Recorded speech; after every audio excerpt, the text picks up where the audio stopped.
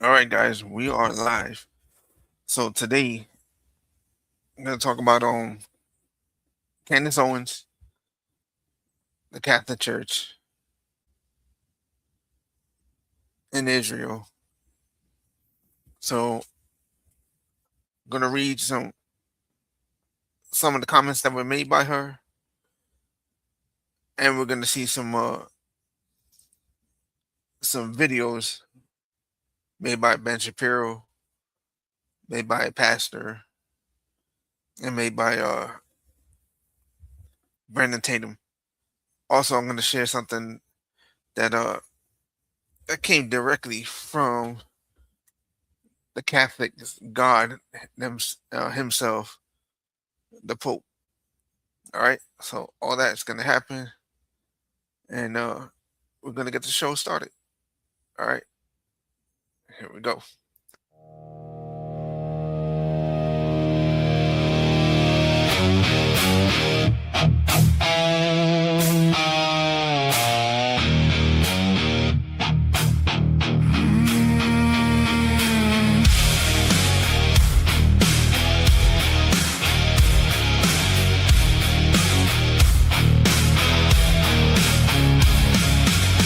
Red coats on the line, snow batting through the night. George Washington in front, eyes fixed on the fight. Boots on frozen ground, orders cut the air. The Delaware is black and they are coming there. Winter holds its breath, Christmas almost gone. One hot river crossing and the dawn is on. Cross the Delaware, cross the Delaware. Christmas night we raise. Cross the Delaware, cross the Delaware. Trenton in surprise. Hey.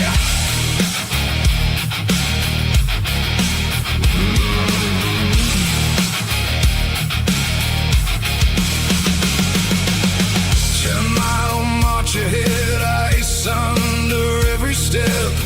Then move through the dark with no room left to rest. A hush before the shout, a spark before the flame.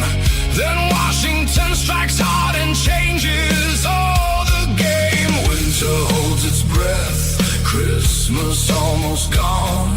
One hot river crossing, then the dawn is on. Cross the Delaware, cross the Delaware. Christmas night we rise. Cross the Delaware, cross the Delaware. Trenton in surprise.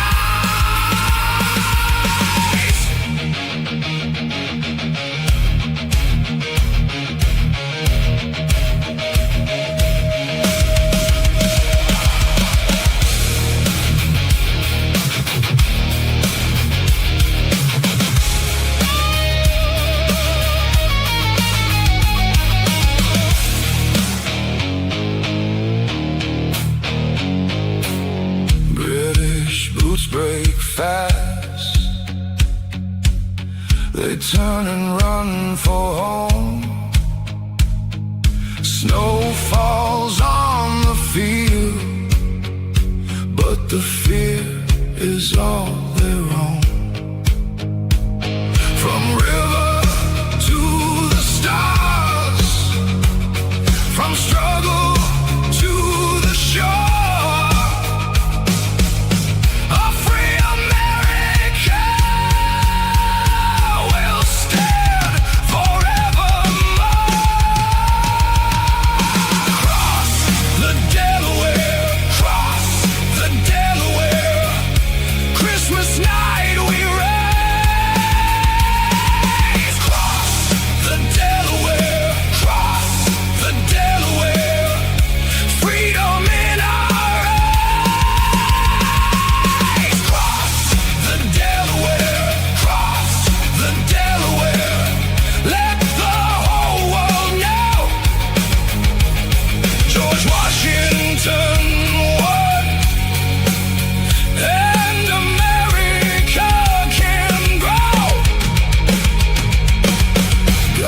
bless America forevermore.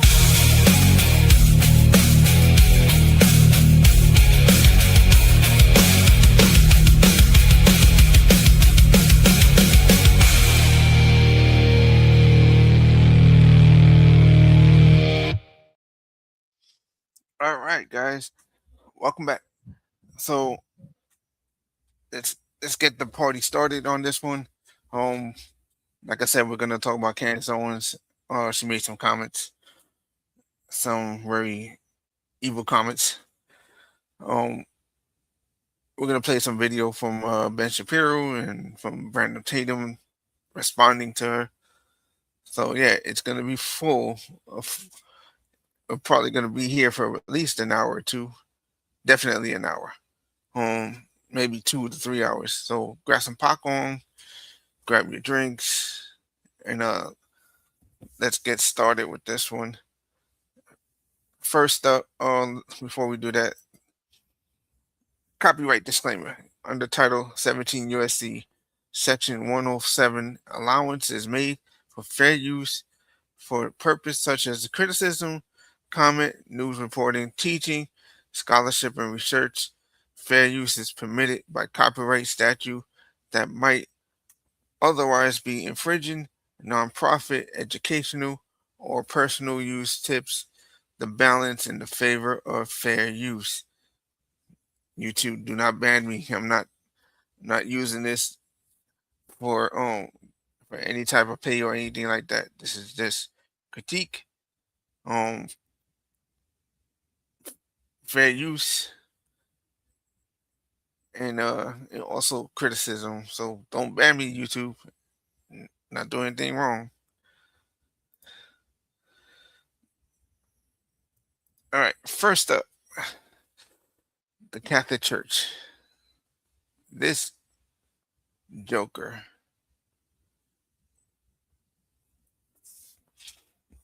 This is the Catholic's God. He really is that God because the amount of people that are defending him for this comment, it's insane. And he said this repeatedly. So he said Christians and Muslims can live together and be friends. We cannot live with people that want to kill you. We can't. We cannot embrace people that hate your God. We can't. I have not read anywhere in the Bible where Jesus has embraced people that hated God. He didn't embrace people. Yes, he healed them. Yes, he fed them. But you know what happened with everybody that he did that with? He changed them. They became his followers. He didn't embrace their their sin. This joker is saying Christians and Muslims can be friends. No, we can't. No, no, no, no, we can't. Listen,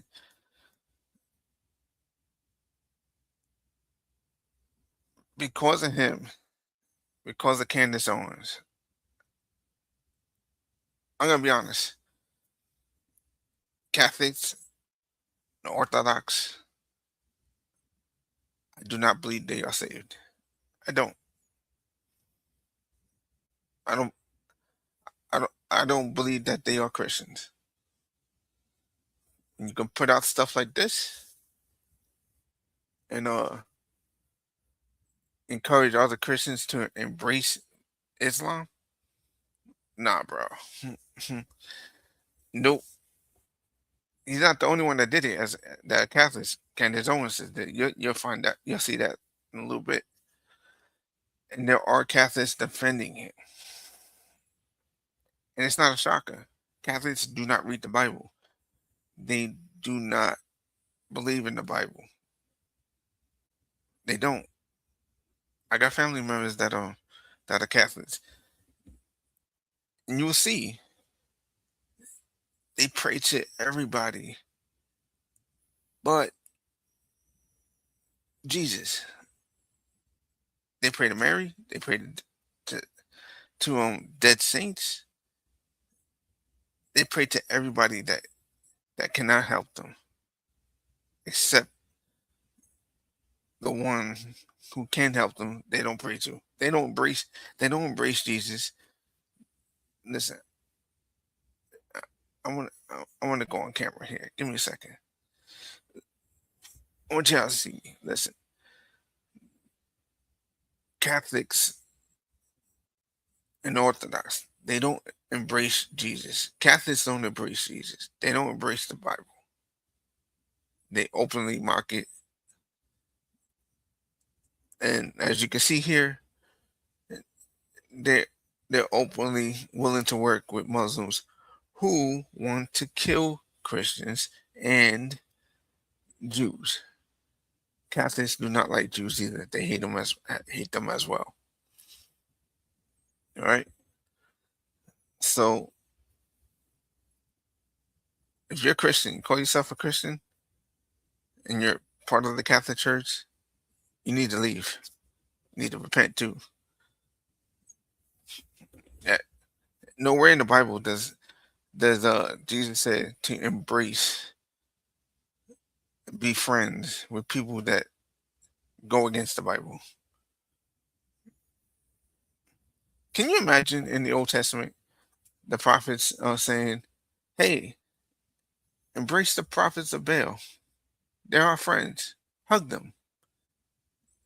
Can you imagine God saying that? God and the prophets saying that? Nowhere in the Bible does it ever say embrace evil. It does not say that. It warns us about people like this. It warns us about the false teachers, the false prophets, the wicked people.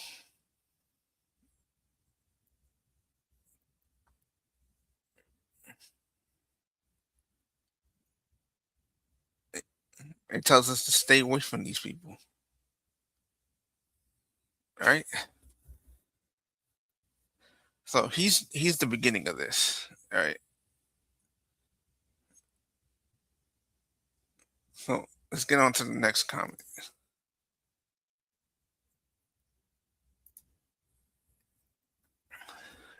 Miss Candace Owens.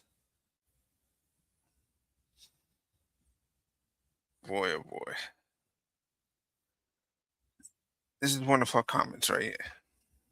It said, "We literally heard a clear question and answer from the judge and lawyers that there is no video shot of any person taking the shot on Monday. So today, Zionists." So let me stop there. When she's talking about Zionists, you know who she's talking about? Two groups of people. She's talking about Christians and Jews. Christian and Jews. That's when she talks about Zionists, those are the people she's talking about. All right, so today's Zionist funded PR campaign of toothless influences to attempt to hypnotize the public into believing that this footage does actually exist. They just assume no one took the time to watch the hearing and will believe an orbit of paid influences.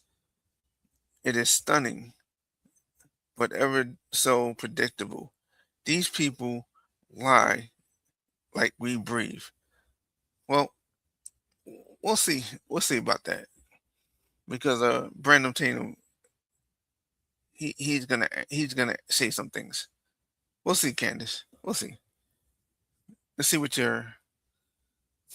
your best friend for now says about you.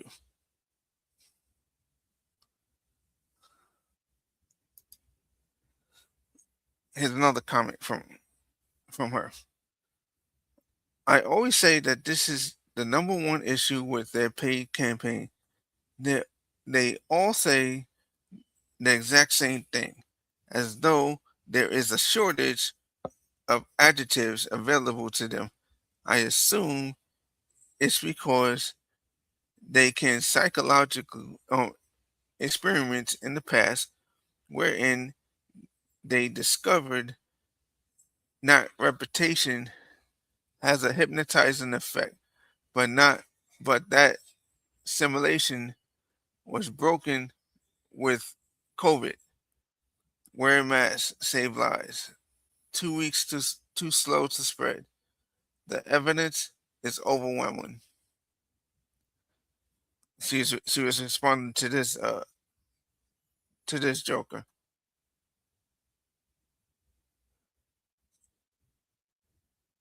It's like they all use the same words every time something happens. You're attacking a widow. So here she's attacking a widow. She definitely is. So let's see what the Bible says about that.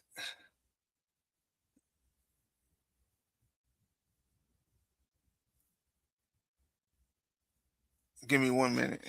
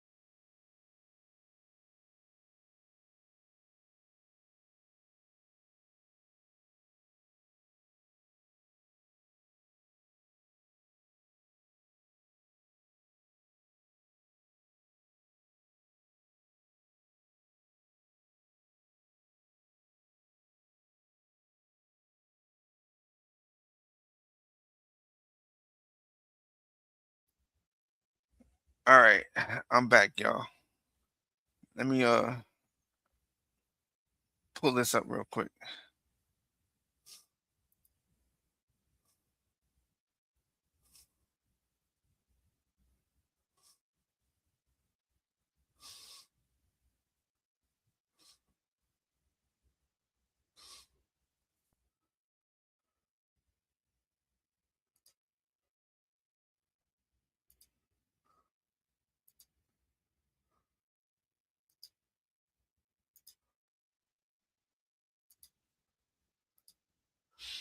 All right, so let's see what the Bible says about attacking the widow, shall we? Exodus 22:21.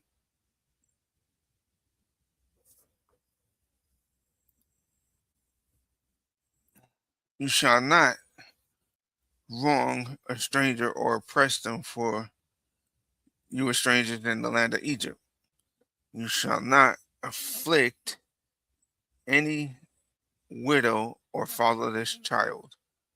If you afflict them in any way, and they cry out all to me, I will surely hear their cry, and my wrath shall burn.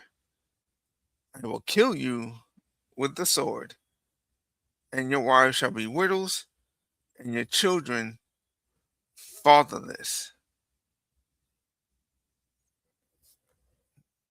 Did you hear that, Candace? This is what happens when you attack a widow.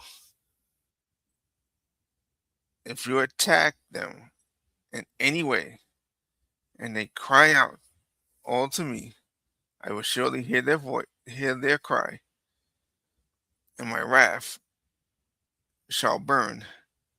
I will kill you with the sword, and your wives shall be widows, and your children fatherless.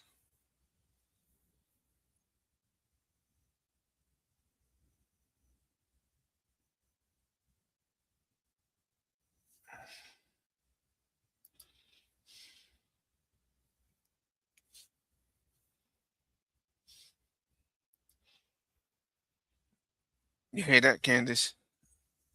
You keep playing around. You keep testing God. Keep it up.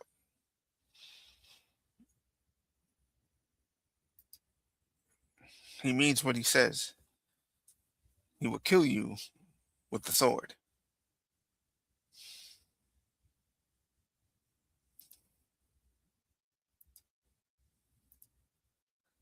All right. So let's continue on. Let's see what else she got to say. This is probably she was responding to Andrew COVID, and that Jesus didn't really rise from the dead. He had an earlier comment. He was responding to her. I should have posted the first part of it, but you know things happen and I tend to forget.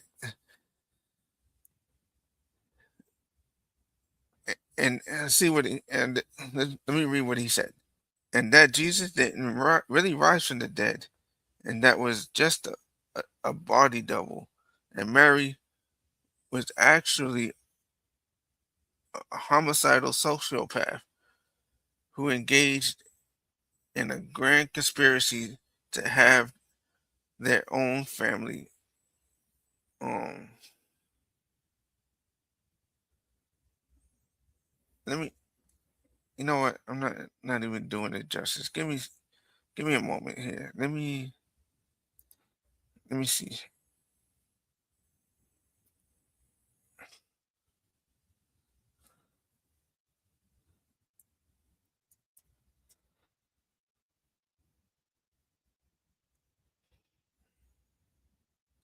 Let me see if I can get in.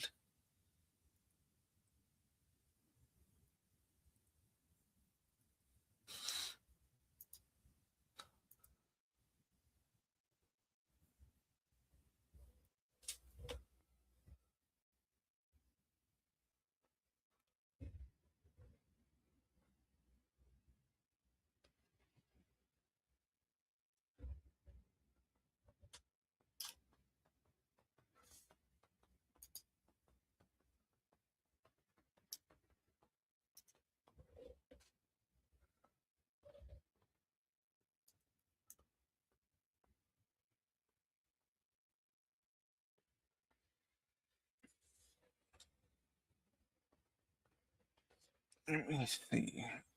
Give me a minute.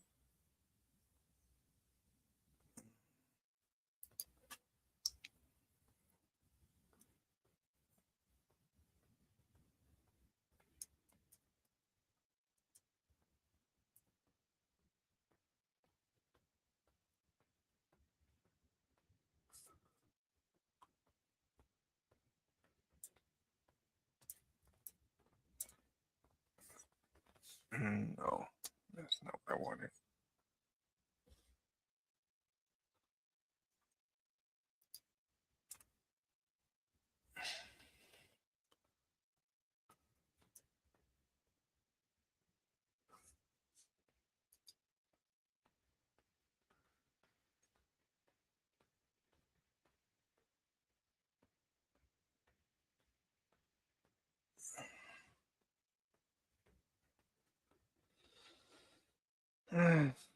looking for it. I'm looking for it. I should have did a better job on this part.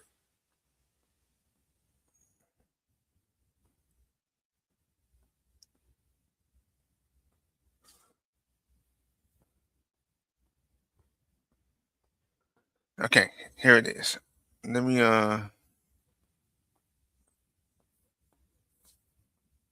do this real quick. Let me remove this. Let me go here. Share the screen.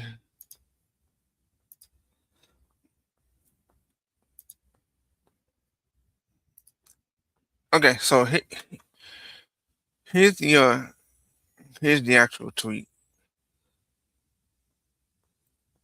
I often wonder why Satan continues fighting against God when the Bible is clear that the devil who deceived them will be thrown into the lake of fire to be tormented forever. Then you realize Satan probably convinced himself the Bible is just fed slop. He was responding to Candace's Owens comment, which is stated here. There are so many devastating points to Tyler Robinson's narrative, but chief among them is Lance Twiggs testifying that Tyler wasn't political, didn't ever speak to him about LGBTQ issues or gender identity issues, and also alluding to the fact that he is not trans. He goes by X.com, whatever. He was responding to Candace Owens. So then he continues on from his earlier comment and says that Jesus didn't really rise from the dead. That was just a body double. And Mary was actually a homicidal sociopath who engaged in a grand conspiracy to have her own family killed. He was responding to Candace Owens.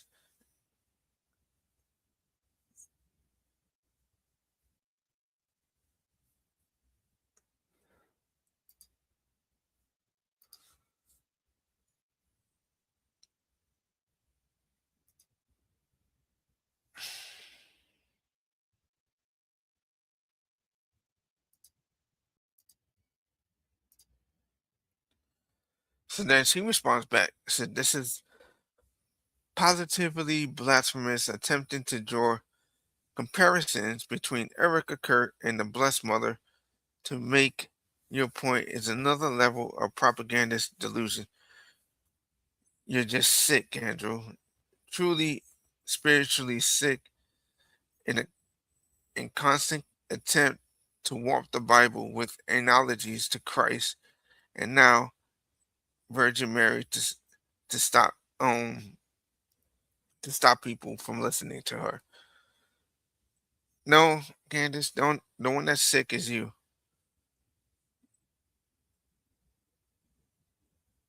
You're the one that's sick. You just can't take correction. And now that people are coming for you, you're you're on the ropes. And you're gonna see. Trust me, you're gonna see the videos. They're coming. Let's move on to the next one. This last one. Here, Candace Owens is doing a prayer. Praying this Saint Michael, the Archangel, defend us in this battle.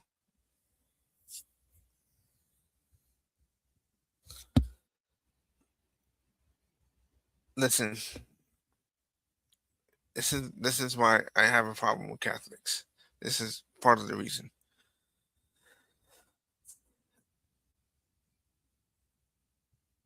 Angels can't hear your prayer. They can't do nothing for you. They don't move for when we tell them to. They just don't. They move when God tells them to move. They only listen to God. They don't listen to us.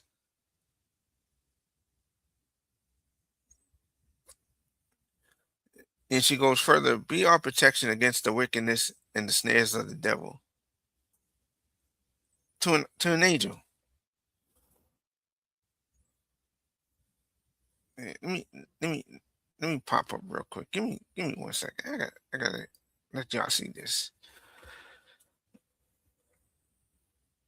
For a person that screams Christ is King, doesn't sound like Christ is King to her. Come on, Candace. If we truly believe Christ is King, you wouldn't be praying to an angel.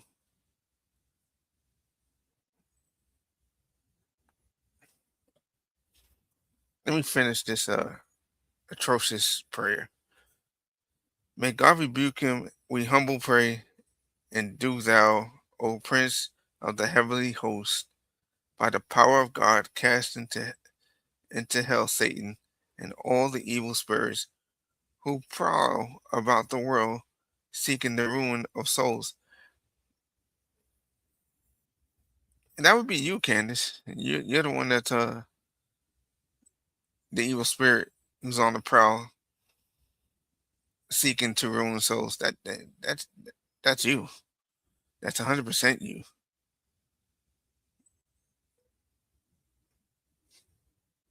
This is not nowhere in here is a prayer to God.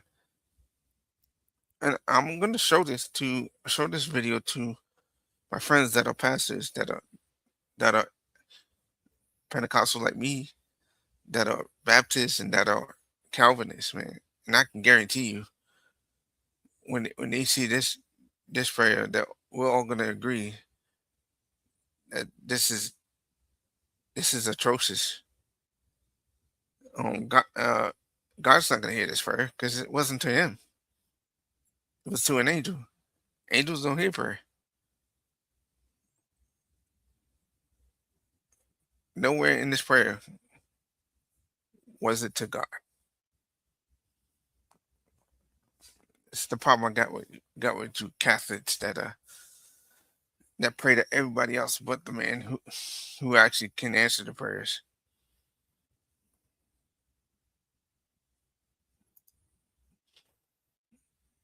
All right, so now we're gonna get into the videos. They're pretty lengthy, a lot of them, so just bear with me.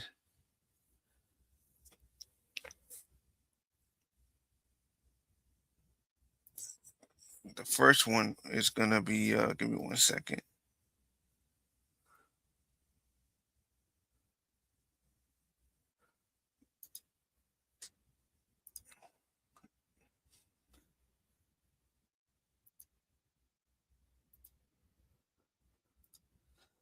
This one y'all gonna enjoy, I promise. This one is about 48 minutes. During the videos, I don't plan on talking as much because I think Ben is just gonna shred her right now. And at the same token, I don't think he knows that, but he's gonna shred the Catholic Church as well.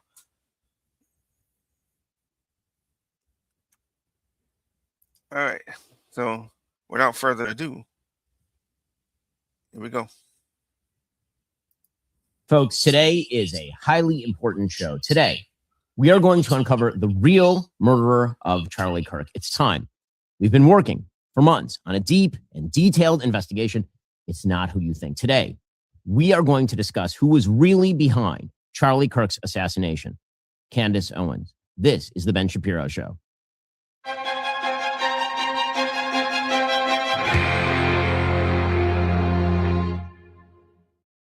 So we didn't want to talk about this. We didn't. But we've been digging. We have been investigating. We've been tugging on every thread, been tracing every single line of investigation to get to the bottom of what really happened, what really happened, what super really happened with Charlie Kirk's assassination on September 10th, 2025. The story actually begins before that. In the spring of 2025, when Candace Owens, the podcaster, her brand, was having some trouble. She was sued by the First Lady of France. She was hemorrhaging mainstream sponsors. She was losing her staff. She was feuding with pretty much everybody. And then something changed. Charlie Kirk was murdered. You remember September 10th, 2025?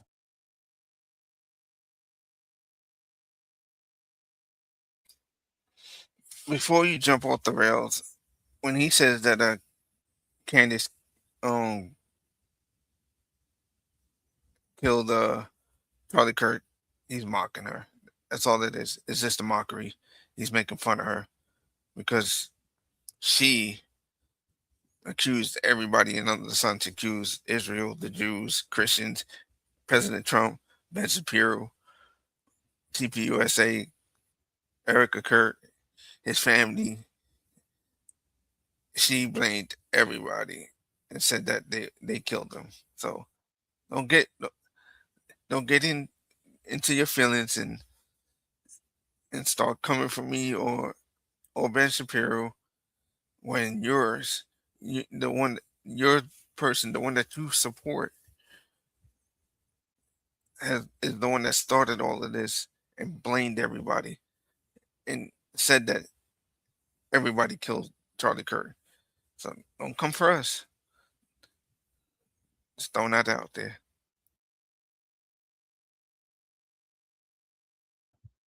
Her Charlie Kirk coverage rebuilt her audience and drove record merch sales.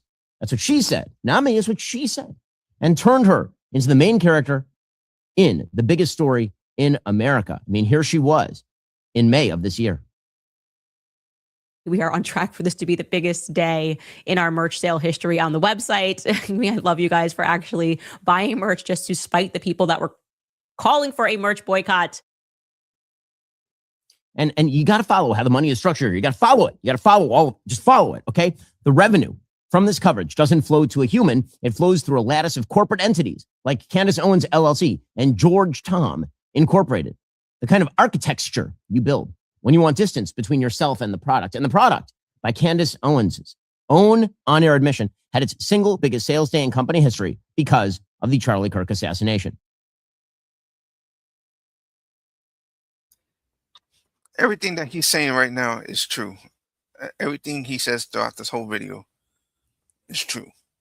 There's not one single lie that he's saying about her. Not a single one.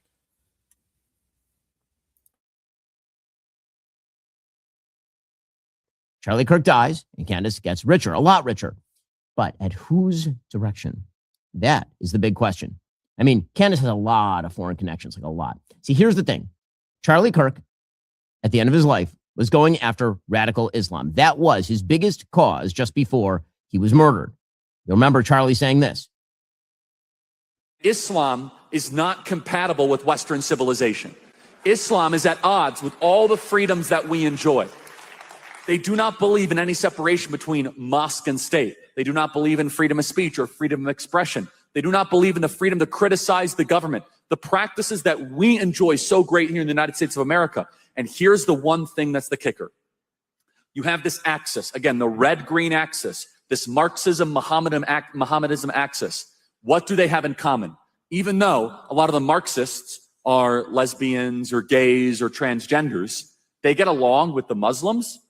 They get along because they hate us. This is Charlie Kirk's cause, right? But Candace had lots of new relationships with people in the Islamic world, maybe directing traffic, or we don't know. We're just asking questions. But we're not stupid. Something changed. She suddenly started talking about the magic of Islam. Here she was in March. These terror groups, these Muslim terrorists, for whatever reason, these Muslim terrorists only want to terrorize to benefit Israel. It's so strange. I cannot work it out. If you're a Muslim terrorist, we want to hear from you. Why are you doing that? Right? Why are you stealing and robbing and doing things down in Congo to the benefit of Israel? We want to hear from you. It's very strange. More tips. Can't someone's come. Hey, hello, I'm a Muslim terrorist and I work for Israel. Why do you do that? And weird, isn't it? Right? I mean, right?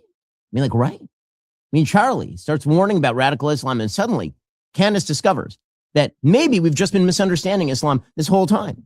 She literally apologized to Muslims on behalf of America because she says Americans were brainwashed after 9/11 by propaganda. And she didn't even know what a Muslim was. That's what she said. That's what she said. We're not stupid. We're not.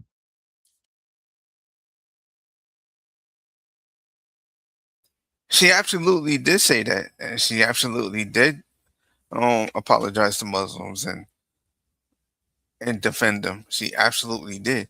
You know what else she didn't do?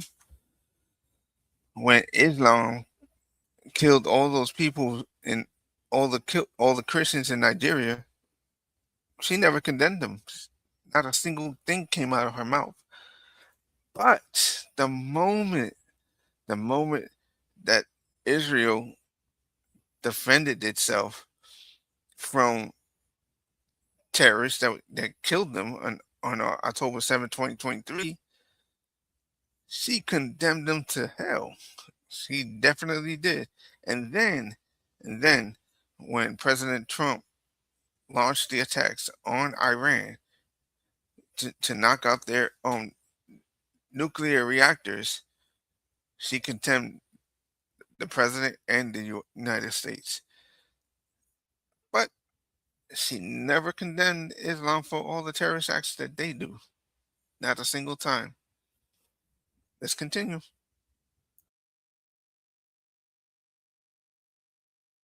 She invited Muslim terrorists to reach out to her because, you see, the jihadis are the victims.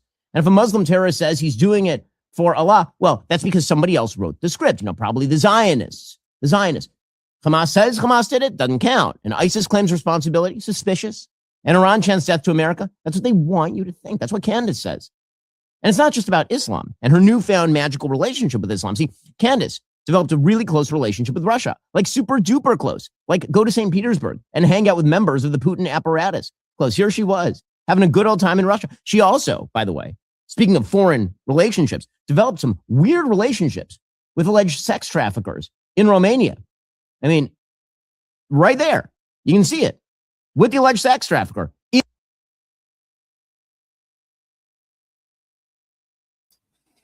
Once again, absolutely true. She condemns Israel for all their pedos, and I have no problem with that because pedos need to be condemned. Also, I have no problem with her condemning pedos in America. No issues with that at all. But what I do have an issue is you go out to Russia and hang out with one. That makes you a hypocrite, Candace. Let's continue. In Romania, you know who hated sex trafficking? Charlie Kirk. Hated sex trafficking. Coincidence? Is any of this a coincidence? I'm not stupid. So this is weird, really weird. She's in Romania hanging with sex traffickers. Charlie's condemning sex traffickers. And then Charlie dies. The single most important person fighting radical Islam just gets killed. Convenient, like very, very convenient.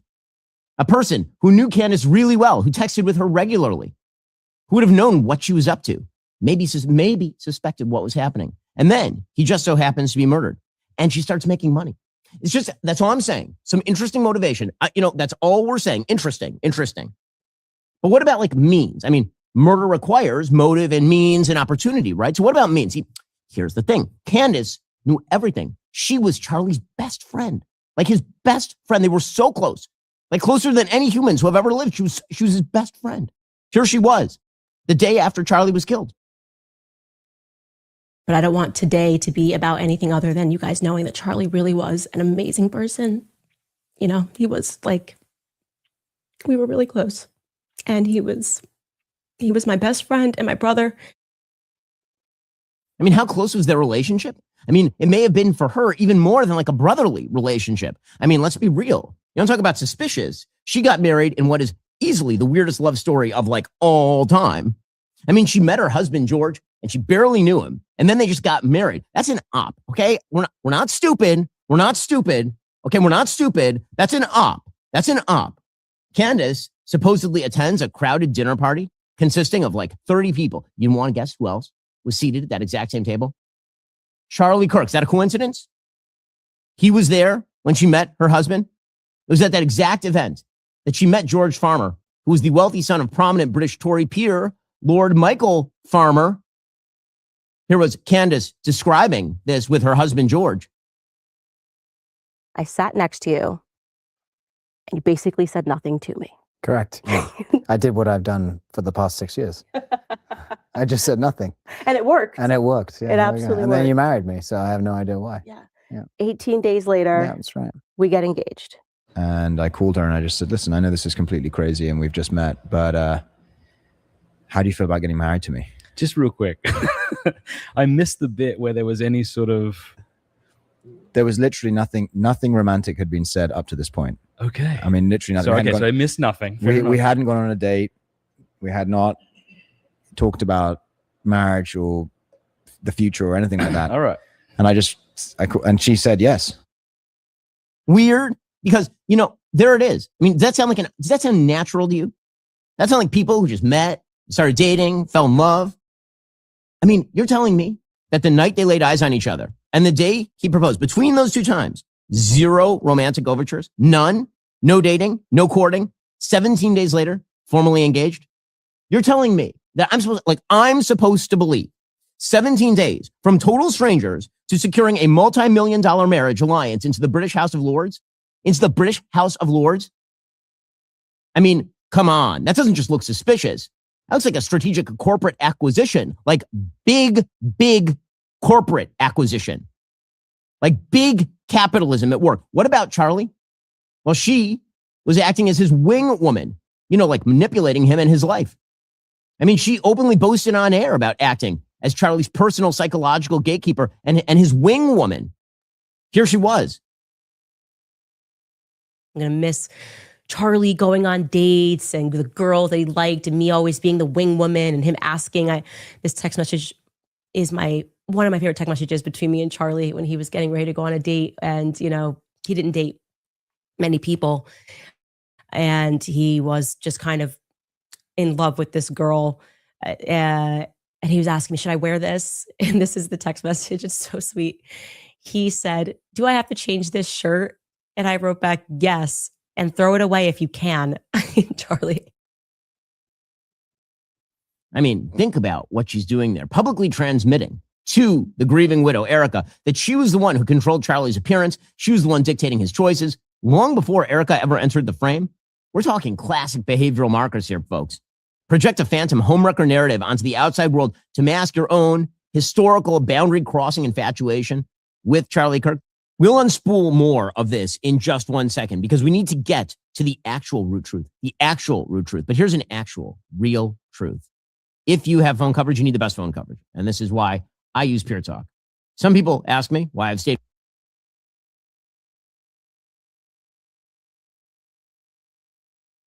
You want to think about that. Just think about it. Just use your brain. She knew exactly which seams of the story to pull out because she knew all the people involved. I mean, here she was admitting it. Just admitting it right out. Like it's no big deal. I confirmed this with security inside of Turning Point. There somehow happened to be a leak. And so they can't dispute this. I mean, she's involved with all of this information and with all the people involved, and she knows all of them. And where was Candace when all this was going down? We have no idea. None. Where was Candace in the days before September 10th? She admits on air to memory gaps. She says she genuinely forgot an entire trip to Maine. Just blacked out. Do we believe that? That she just forgets things like that? I mean, here she was explaining just a couple of weeks ago that she just blacked out. She's blacked out. What else has she blacked out? What else has she forgotten? I had a baby and I think I blacked out after Charlie's assassination and didn't remember that I went up to Maine too. I went up to Maine with my husband in July. Okay. My son was born on May 1st. We were off air. And then the first thing I did was I went with my newborn Roman and my husband up to Maine to do Tucker's show. And I did an interview and I genuinely forgot about this. Like I genuinely forgot about this. So, I mean, just gaps in the memory.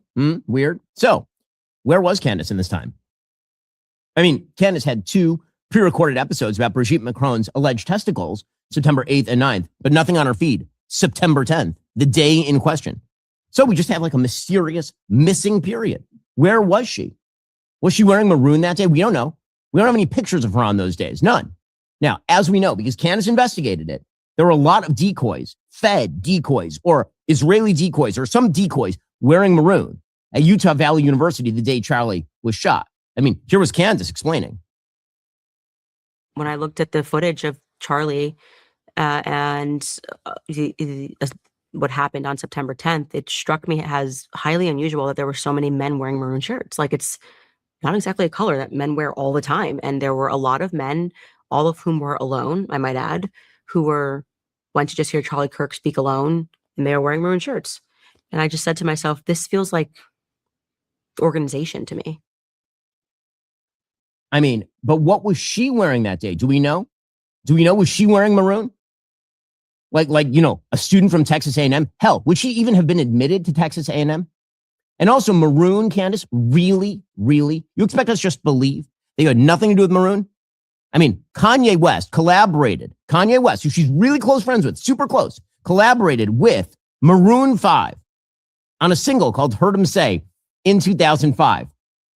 And we know that Candace Owens and Kanye West are super close, like super duper close. I mean, like really close. I mean, look, there's Charlie in the background of this photo. I mean, it blows your mind. Like, look at this. Kanye West with Adam Levine from Maroon 5, Kanye West with Candace Owens, and Charlie Kirk just standing there like a third man, forgotten man in the background.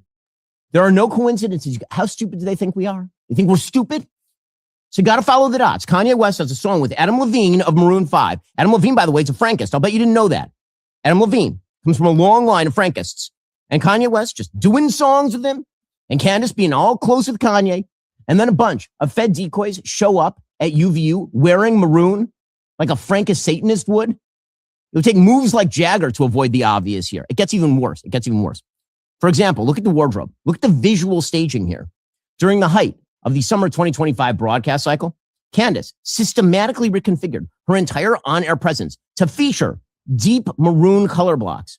That's the exact aesthetic marker she anchored to her theoretical look-alike phantoms.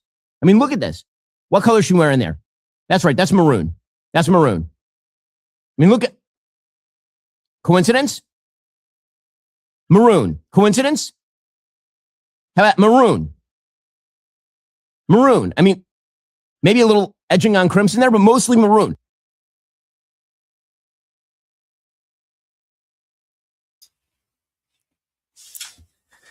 He does have a point there. Every time she wears maroon, we're going to question her. We're going to continue to let him cook.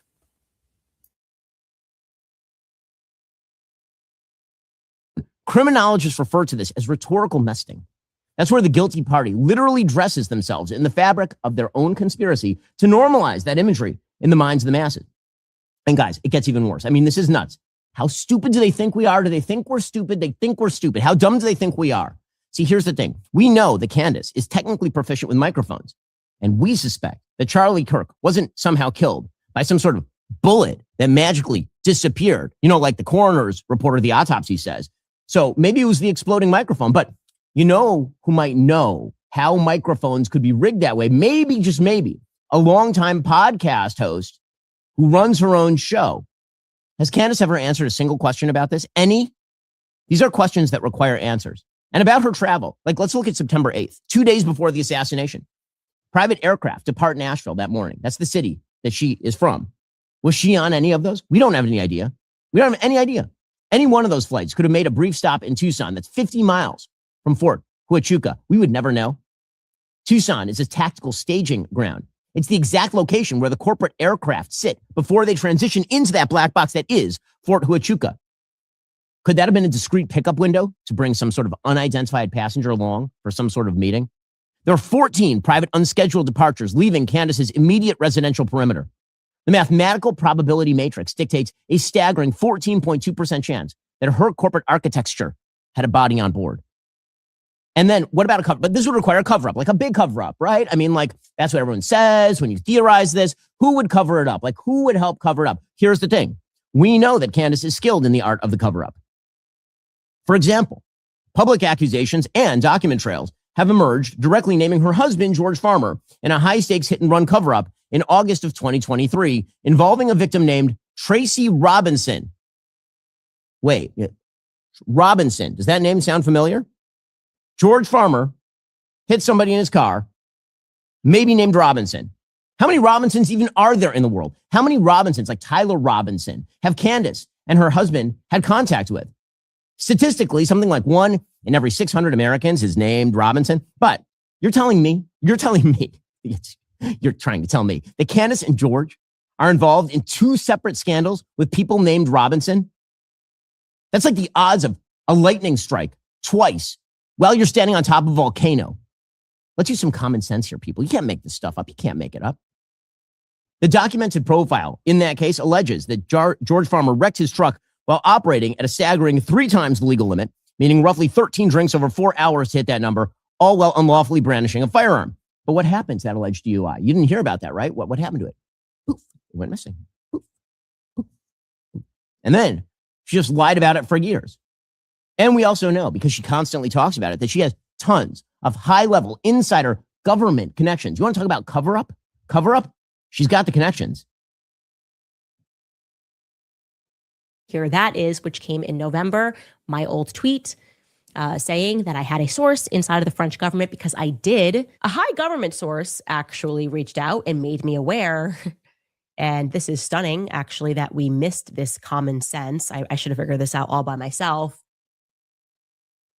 So she had the sources, she had the cover-up capacity. So you're talking motive, money, fame, foreign connections, antipathy to things that Charlie was fighting for, and the means, closeness to Charlie's team and friends in the highest places, and the opportunity. I mean, where was she that week? Who was she talking to? And let's be real. I've never seen anything more suspicious than Candace's behavior after Charlie was killed. Manic and panicked and weird, bizarre. Criminologists will tell you, it's been proven. Everyone knows this. The guilty party inserts themselves into the investigation. And Candace appointed herself lead investigator on this murder, who attacks every single witness who could clarify the record, who, when asked what evidence would change her mind, has never once answered the question. Now, she keeps telling her audience, citing clinical criteria, that you can see deception on camera. You know, like harsh widening of the eyes or like a fixed blank stare, a personality that reconfigures for every room. Man, if you watch her show with the sound off, by the very diagnostic rubric she uses to indict Erica Kirk's grief, man, she fails. I mean, the lady laughs while describing a murder investigation. She sells mugs in the same breath as wound packing details. What kind of human does that? What kind of human? I mean, look at this face. Look at this face. You don't get to ask those questions. What's wrong with you, Mom? Why are you so scared? I mean, look at those eyes. Look, the dead eyes, like a doll's eyes. Does this look like a grieving best friend? Does she look like a grief-stricken young mother? I mean, look at the kind of earrings she wears. Does a grieving friend wear those kinds of earrings? Those big bangles? Would you wear those kind of earrings if you were grieving your best friend? In a second, we'll get to Candace Owens. Why was she so obsessed with Charlie Kirk? What was up with that obsession? But speaking of obsession, I'm obsessed with Balance of Nature. Balance of Nature products, excellent. I mean, look at this. Here you have the whole produce fruits. Here you have the whole produce veggies. And over here, you have the Balance of Nature fiber and spice packet. Okay, this sort of stuff. Now, I'm not saying I know everything. I'm not saying that. I'm just asking. These are questions, okay? Why can't I ask questions? Why shouldn't I ask questions? Am I just supposed to believe what I see? Am I just supposed to look at the evidence? I'm just asking, okay? And questions, we should all be skeptical. What? Are you like somebody who just believes what you hear? I mean, like, why won't she release her own travel records? What is she hiding? Listen, guys, you can feel it. You don't need to know what happened to know what happened. Somehow. Why else is she so obsessed? Why the granular, why like 100 episodes on this? And there's something else too. You know, like, I don't like to get personal about this sort of stuff. I don't. But this disturbed me a lot. And so I really feel that I have to talk about it. So last night, Last night, the angel Michael visited me in a dream. He was carrying a fiery sword, and on one shoulder, he was carrying a boombox. And then the angel turned on the boombox, and the sound of a Charlie Kirk speech came out. And then, this was the part that really got me. Beyonce showed up randomly. But was it even random? Because then she started singing the 1998 Destiny's Child hit, No, No, No. I woke up with a cold sweat, just terrified by the power of my vision. Because here's the thing. I don't know, but I know, just as Beyonce sang to me, No, No, No. That song was no coincidence, just as Beyonce sang to me from the dream world. But it's not just dream girl Beyonce. It's sources, really important sources. I have tons of sources, so many sources, endless numbers of sources. Sources so important, I can't name them because, I'm afraid what might happen to them if I name those sources. I mean, look what happened to Charlie. Like, I don't know what would happen if I name those sources and Candace is still out there. What would happen to the sources? I don't know. Listen, I'm told by these really important sources that I can't name, and you can't make me name them. This is a free country. You can't make me name those sources. I'm told by those sources that people in her own circle have lots of questions, like lots of people in her circles, like so many people, like maybe all of those people, like all of them. So yeah, sure. I guess what I'm saying is maybe I can't prove that Candace Owens orchestrated Charlie's murder or was behind it or covered it up or anything. But if you think I'm stupid enough to believe the story that Candace Owens, a powerful person with deep insider government connections and ability to cover things up, if I'm supposed to believe Candace Owens, what do you think? I'm stupid? What are we, dumb? We dumb? I mean, we're just noticing too many things, you guys. We're not allowed to notice the things. We'll be remembering how she randomly went missing for a few days and how much money she's made and her sudden weird sympathy for Islam and Russia and sex trafficker allegedly in Romania and her deep state sources and her weird marriage story. How dumb do they think we are? They think we're dumb? They think we're dumb? Is that what they think, that we're stupid? And speaking of stupidly cute, how cute are these bears? How cute are these bears? I mean, these are cute bears, right? They're adorable and they're available for $89.99. And if you want to support our search for truth, we tracked down and this crime is solved. Listen, I'm not gonna sleep. I'm not gonna eat. I'm not gonna breathe. I'm holding my breath right now. And now, still holding my breath right now. Because we want justice. And we also want you to keep listening tomorrow. Because again, I'm telling you, just telling you, if you listen tomorrow, I will have revelations. They will astonish you. I mean, like incredible stuff I'm getting from my sources every single day. These are the kinds of revelations that will stop you in your tracks. Literally, you'll just be walking and then you'll stop walking when you hear them. You'll just be standing there in the middle of traffic, paralyzed to oncoming trucks because of these revelations. And listen. The only person who could possibly get me to stop is Candace Owens herself. Because listen, Candace Owens, she was BFFs forevs with Charlie. She was his bestie McBestie. And so I have to honor her request. So if Candace asks me to stop, I will. If she asks me to stop, I will. Unless she asks me to stop. That's when I know she did it. I mean, I don't know, but I know.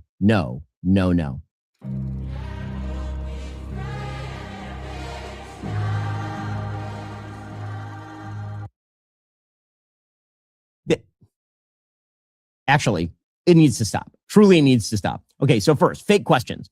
So start with the kind of tactic I just used. Why won't she release her travel records? Okay, that question presupposes there's something in the travel records. As you can tell, it flips the burden of proof. In an actual court, in actual journalism, in a freshman high school logic class, the person making the claim carries the burden of proof.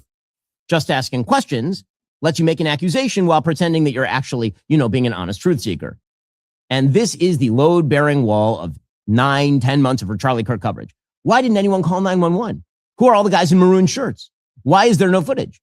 Lots of just asking questions, each one smuggling in the premise. There's a cover-up, the footage exists, and it's being hidden. Grief is choreography.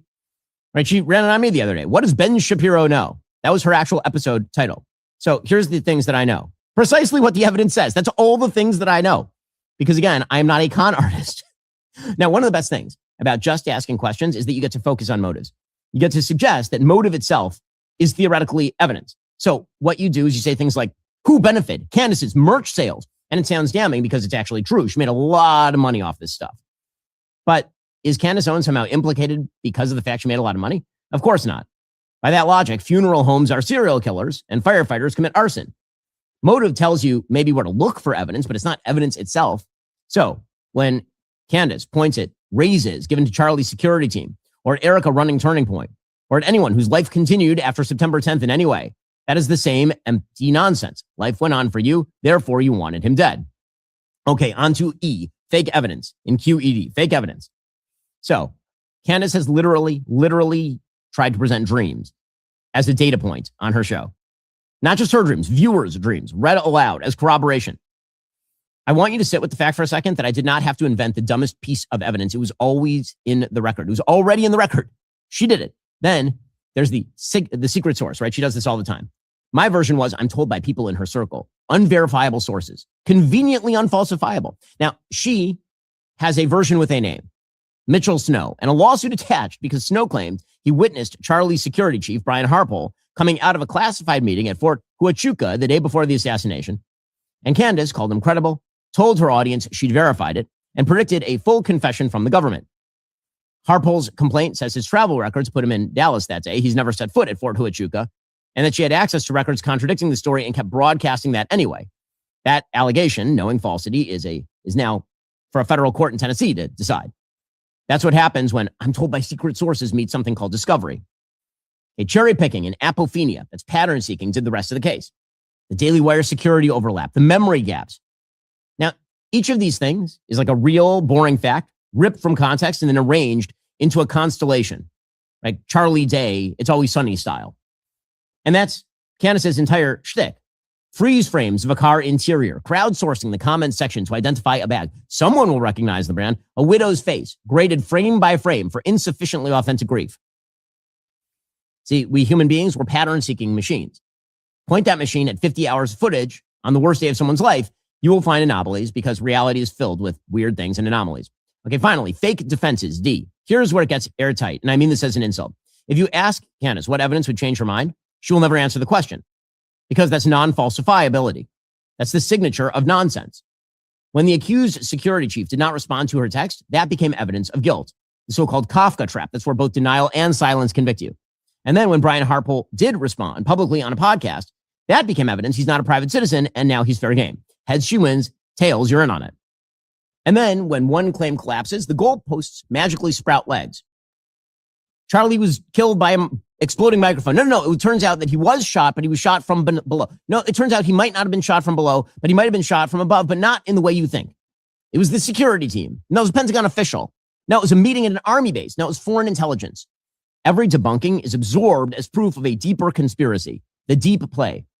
Why is Ben so defensive? Why is Harpole suing? They must be scared. Now listen.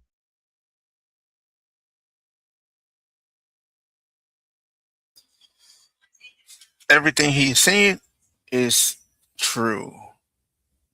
He's debunking everything she said. And I mean everything. Let's let him finish.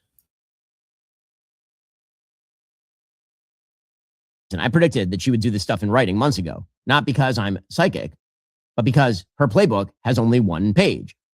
The escape hatch every single time when it comes down to it, well, that's just my opinion. It's not a fact. And where there's smoke, there's probably fire, but I have not personally confirmed the fire. So this is called the Mott and Bailey tactic. You spend an hour in the Bailey accusing named living humans of conspiring to murder their friend or their husband, and then you retreat to the Mott. And listen, I'm just a truth-seeking, honest mother. Can't I just ask questions? Why can't I just ask questions? I mean, like, is it legal to ask questions or is it now illegal?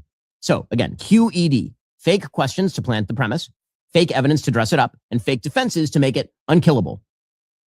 I built a ridiculous conspiratorial murder case against Candace Owens in 2 minutes using her own toolbox. And the only reason it was funny instead of like evil is you know that I was joking. She is not joking. And there is a cost to that. Now, enormous swaths of the country have spent this entire week as a country focusing on a delusional podcaster who is mostly interested in cash and clicks. You know, what we haven't spent the week doing, focusing on the matrix of violence created by radical left-wing ideology. You know, the thing that actually killed Charlie. an actual human with an actual family. We should have been spending the week fighting the radical trans ideology that left Charlie's dead body. We should have been doing that for like the last 10 months. Instead, we've been spending it debating whether Candace Owens understands how time zones and physics work. That's not just a problem for us or for Candace Owens. It's an existential problem for our society, because when an entire society redirects its attention from true evil in favor of distracting idiocy, true evil continues to grow in the shadows. But here's the thing. There's a real evil that was growing right out there in the open, right there. Because what Candace is doing is her own kind of evil. The evil of conspiratorial garbage masquerading as fact-finding, destroying both brain cells and lives. Because here's the thing. It's not just that Candace's nonsense makes people dumb, although it does. Candace's evil grift has real life costs. Real costs. Brian Harpole is a real human who, according to his lawsuit, spent the day his client and friend was murdered covered in his blood, trying to save his life, and has spent every day since being called an accomplice by thousands of strangers. Erica Kirk is a real widow, raising 2 real kids, while former friends grade her tears for authenticity, and reports are written about the number of death threats she receives. Tyler Robinson, the person who actually shot Charlie, and the person actually charged with the murder, whom prosecutors say acted alone, becomes an afterthought. I mean, hell, Candace has even said she's willing to aid the defense in this case. Skepticism is healthy. Skepticism means you follow the actual facts and evidence wherever they lead. But what Candace is doing is precisely the opposite, deciding where she's going and then calling the drive research. Now, all this is destructive, and that's actually the point. To tear down institutions that have stood firm through the worst moments of Western society, to wreak havoc, to sow doubt, to build a following, to gain clicks, to make money. That's the game. The audience is the pawn. See, when you start with a premise as ludicrous and evil as Candace is, that a grieving widow collaborated with foreign influencers and foreign influences and shadowy cabals and members of TPUSA to murder her husband or cover up that murder, or that a foreign leader ordered the hit of a popular conservative commentator to drag us into a war, or that an organization plotted the assassination of the person at the head of the organization to line their own pockets, you're forcing the audience to make a choice. Are you going to reject these insane scenarios, or are you going to follow Candace into battle? Well, once the latter is chosen, you have now opened yourself up to going down the deepest, darkest rabbit holes imaginable. You have let the conspiratorial demons in. You have joined a cult. What can I believe? Is the evidence being presented before my eyes even real? No way. What is real? Who shot Charlie? Who shot JFK? Are the pyramids real? Are the birds real? Do the Jews control a space laser? Who is out to get me? How is the game rigged against me? And by the way, the last couple questions, that's the ultimate goal. Demoralization. To teach everybody that everything is broken and nothing is real. You can't trust anything. You can't trust institutions. You can't trust values. You can't trust morality. You can't trust the scientific process. You can't trust anything. There's only one person you can trust. The conspiracy grifter behind the microphone. Okay, that brings us to what actually happened yesterday in the preliminary hearing for Tyler Robinson, the alleged murderer of Charlie Kirk. So it turns out that Erica and Charlie's parents have asked all evidence in court to be shown publicly. So clearly, if they're engaging in a cover-up, it's the world's weirdest cover-up because they want everything to actually be shown publicly, which is typically not what happens when you're looking for a cover-up. According to Andrea Burkhart reporting, for 10 months, the victim's family has waited for this preliminary hearing. Erica Kirk, the widow of Charlie Kirk, and his grieving parents traveled to this courtroom for one reason. This is their court filing, to be present at these proceedings and to bear witness to the evidence concerning the death of their husband and son. At certain points throughout the preliminary hearing, the Kirk family sat in the room while evidence was admitted but not presented for their viewing. They were present in body, yet denied the very thing their presence was meant to secure, their ability to meaningfully observe the preliminary hearing. And again, they say that they just want everybody to be able to see the evidence. Their filing says, in the absence of transparency, speculation and conspiracy theories related to the tragic assassination of Mr. Kirk will continue to proliferate in the public domain, breeding doubt and distrust in the judicial system, which of course is a reference to Candace and her cronies. And well, Tyler Robinson's defense, they thought that it would be a good time to dig at Erica Kirk and Charlie's parents. And I want to point out to the court, Ms. Kirk has been very adept at holding press conferences at which she has revealed evidence. She has represented that the state is her attorney. She has access to all the evidence that the state has publicized and that the media and her own lawyer argues is already in the public domain. So they're perfectly free to go outside this courtroom under the court's protective order. They're free to go out and hold press conferences and announce to the world outside the courtroom what they think the evidence is. They have the availability of that evidence. But the court's role, I think, at some point is to exercise some control, move the case forward, and especially when we have witness availability problems. And so, again, what the attorneys are trying to do on the defense side are basically attack Charlie's family and suggest that something untoward has happened because they're talking about the case publicly. Well, the evidence has been public for quite a while in this particular case. So, Tyler Robinson's defense, one of the things you'll notice is that they're not using any of the ridiculous material that Candace Owens has tried to present to exonerate Tyler Robinson because it's just ridiculous and specious. Instead, what they're trying to do is suggest that the Kirk family should not be talking about this case outside of court. But the actual presentation of evidence yesterday in court, and remember, it's a preliminary hearing. This is not the trial. This is just to show that there is a colorable case sufficient to overcome the possibility of reasonable doubt. Okay, so some of the evidence that was presented was Lance Twiggs, who is the trans boyfriend of Tyler Robinson, left a note under his keyboard. Twiggs confirms that Robinson left a note under his keyboard that admits to everything. Do you recognize that on the screen there? Yeah. What do you recognize it as? That was the note under his keyboard that he was referring to in the first text of that chain. Okay. So where did you find this? On his desk underneath his computer keyboard.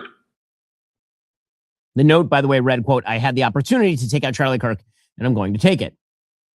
Okay, and then, again, the way this worked was it wasn't a full-scale interview of Lance Twiggs. Lance Twiggs, instead, it was about a 20-minute tape that was played of Lance Twiggs in court. Well, in the tape, Twiggs says that he talked with Robinson the day after, and Robinson started crying and saying that he wishes he hadn't done it. So he acted erratically. Was he pacing? Was he just sitting down, relaxing? No, he was walking around a lot. And that's within the home? Mm-hmm. And did he talk about what he had done? Didn't go into detail. I just asked him in person if what he said was true the night before, and he said it was. He started crying a little bit and said he wishes he hadn't done it. And then Twiggs said in the tape as well that Robinson said he was going to turn himself in. Of course, you saw the tape yesterday, we showed it on the show, of him moving toward the police station to turn himself in. And then eventually said that he would talk to his parents or turn himself over. Okay. And when you left, was that how you left, understanding that he was going to turn himself in or go to his parents' house? Yeah. Twiggs also testified that Tyler Robinson had asked him for a tool to engrave bullets. This is about a month before the shooting. The Dremel that you talked about, you said he had asked for that, is that right? Mm-hmm. And had he told you it was to inscribe bullets? Yeah. And so did you have a Dremel then? Yeah. Okay. It was in our our apartment. We had a section where we kept all our random tools for household stuff in our lower basement level pantry. So yeah. Okay. And did you give that to him or tell him where it was? I just told him where it was. Yeah. Okay, so Jen Falmoina, who is a sergeant with the State Bureau of Investigation, explained the photos of Robinson's engraved bullets and what was on them. This is the cartridge case that was recovered from the gun. And what position was this in the gun? This was this is what was in the chamber. Okay. And the chamber, meaning that's where a cartridge is before or when it is fired, correct? Yes. Do you notice an inscription or an etching on this cartridge case? Yes, I do. Will you read what that says? Yes. Notices bulge. And if we can go down to page 2 of the exhibit, will you read what this says? OWO, what's? And to page 3. This. Okay, and the police also explained the bullets themselves. It turns out that the bullets themselves are soft point bullets. Okay, they are designed, soft point bullets, to expand or mushroom on entry. They're not known for producing an exit wound. So again, all the conspiracy theorists have been doing this routine, like what happened to the exit wound? Why is there no exit wound? The bullet is literally designed not to create exit wounds. That is what it is designed to do. The police also revealed photos of Tyler Robinson's texts directly on his phone. Remember, we were told those texts were fake. Here they are directly on the phone. According to Fox's Matt Finn, Tyler Robinson, the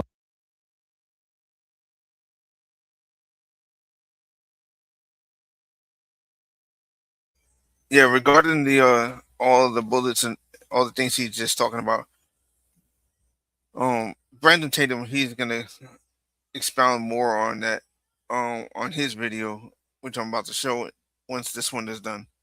So you'll get to see all that stuff as well. And Brandon was actually there in the courthouse, so everything that Brandon is saying is true. And Brandon was gonna back him up on that one. You'll see it on the next video.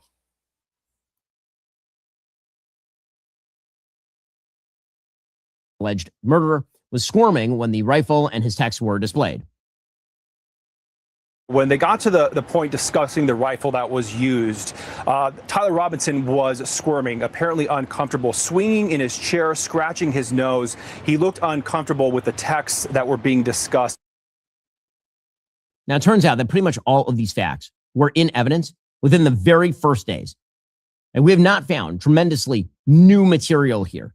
Like, all of this was clear from the very outset, So you wonder how the kind of conspiratorial trash that Candace Owens has been pushing received this much play.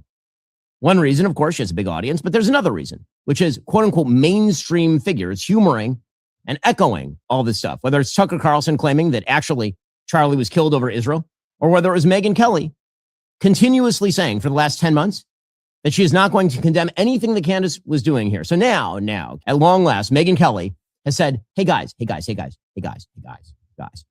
It's time to follow the evidence, says Megyn Kelly. Oh, is it now?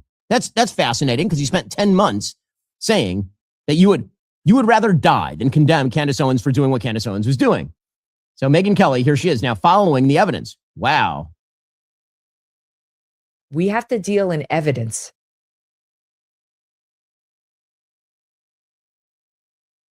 Brandon's telling the truth on Megyn Kelly too. He's cooking on everything. Let's let him cook.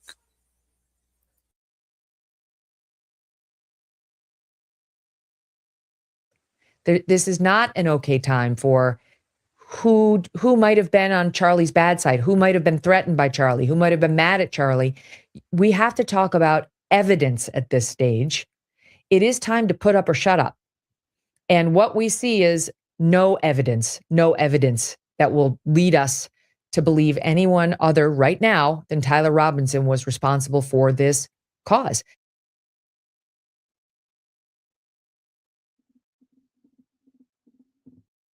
You know when would be a good time for her to say that? I don't know. Maybe back in September of 2025. What changed between now and then, by the way? Now it's time to listen to the evidence? Now it's time for people to put up or shut up? Weird. By the way, earlier this week, you had Megyn Kelly saying people should leave Erica alone just for this week. Which people? Who?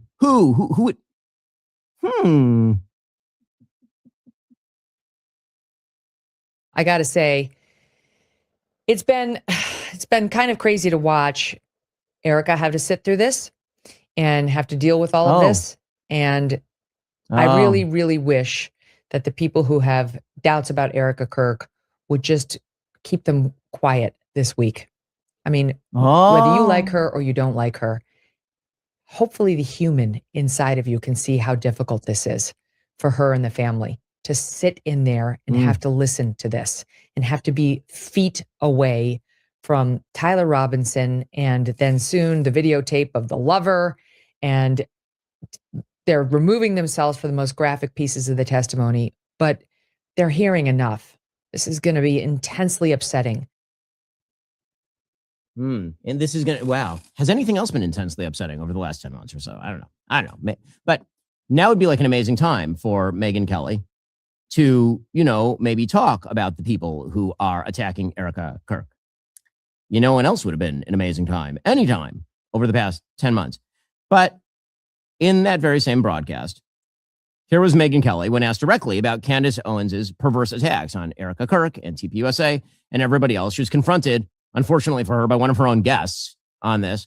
And here she was.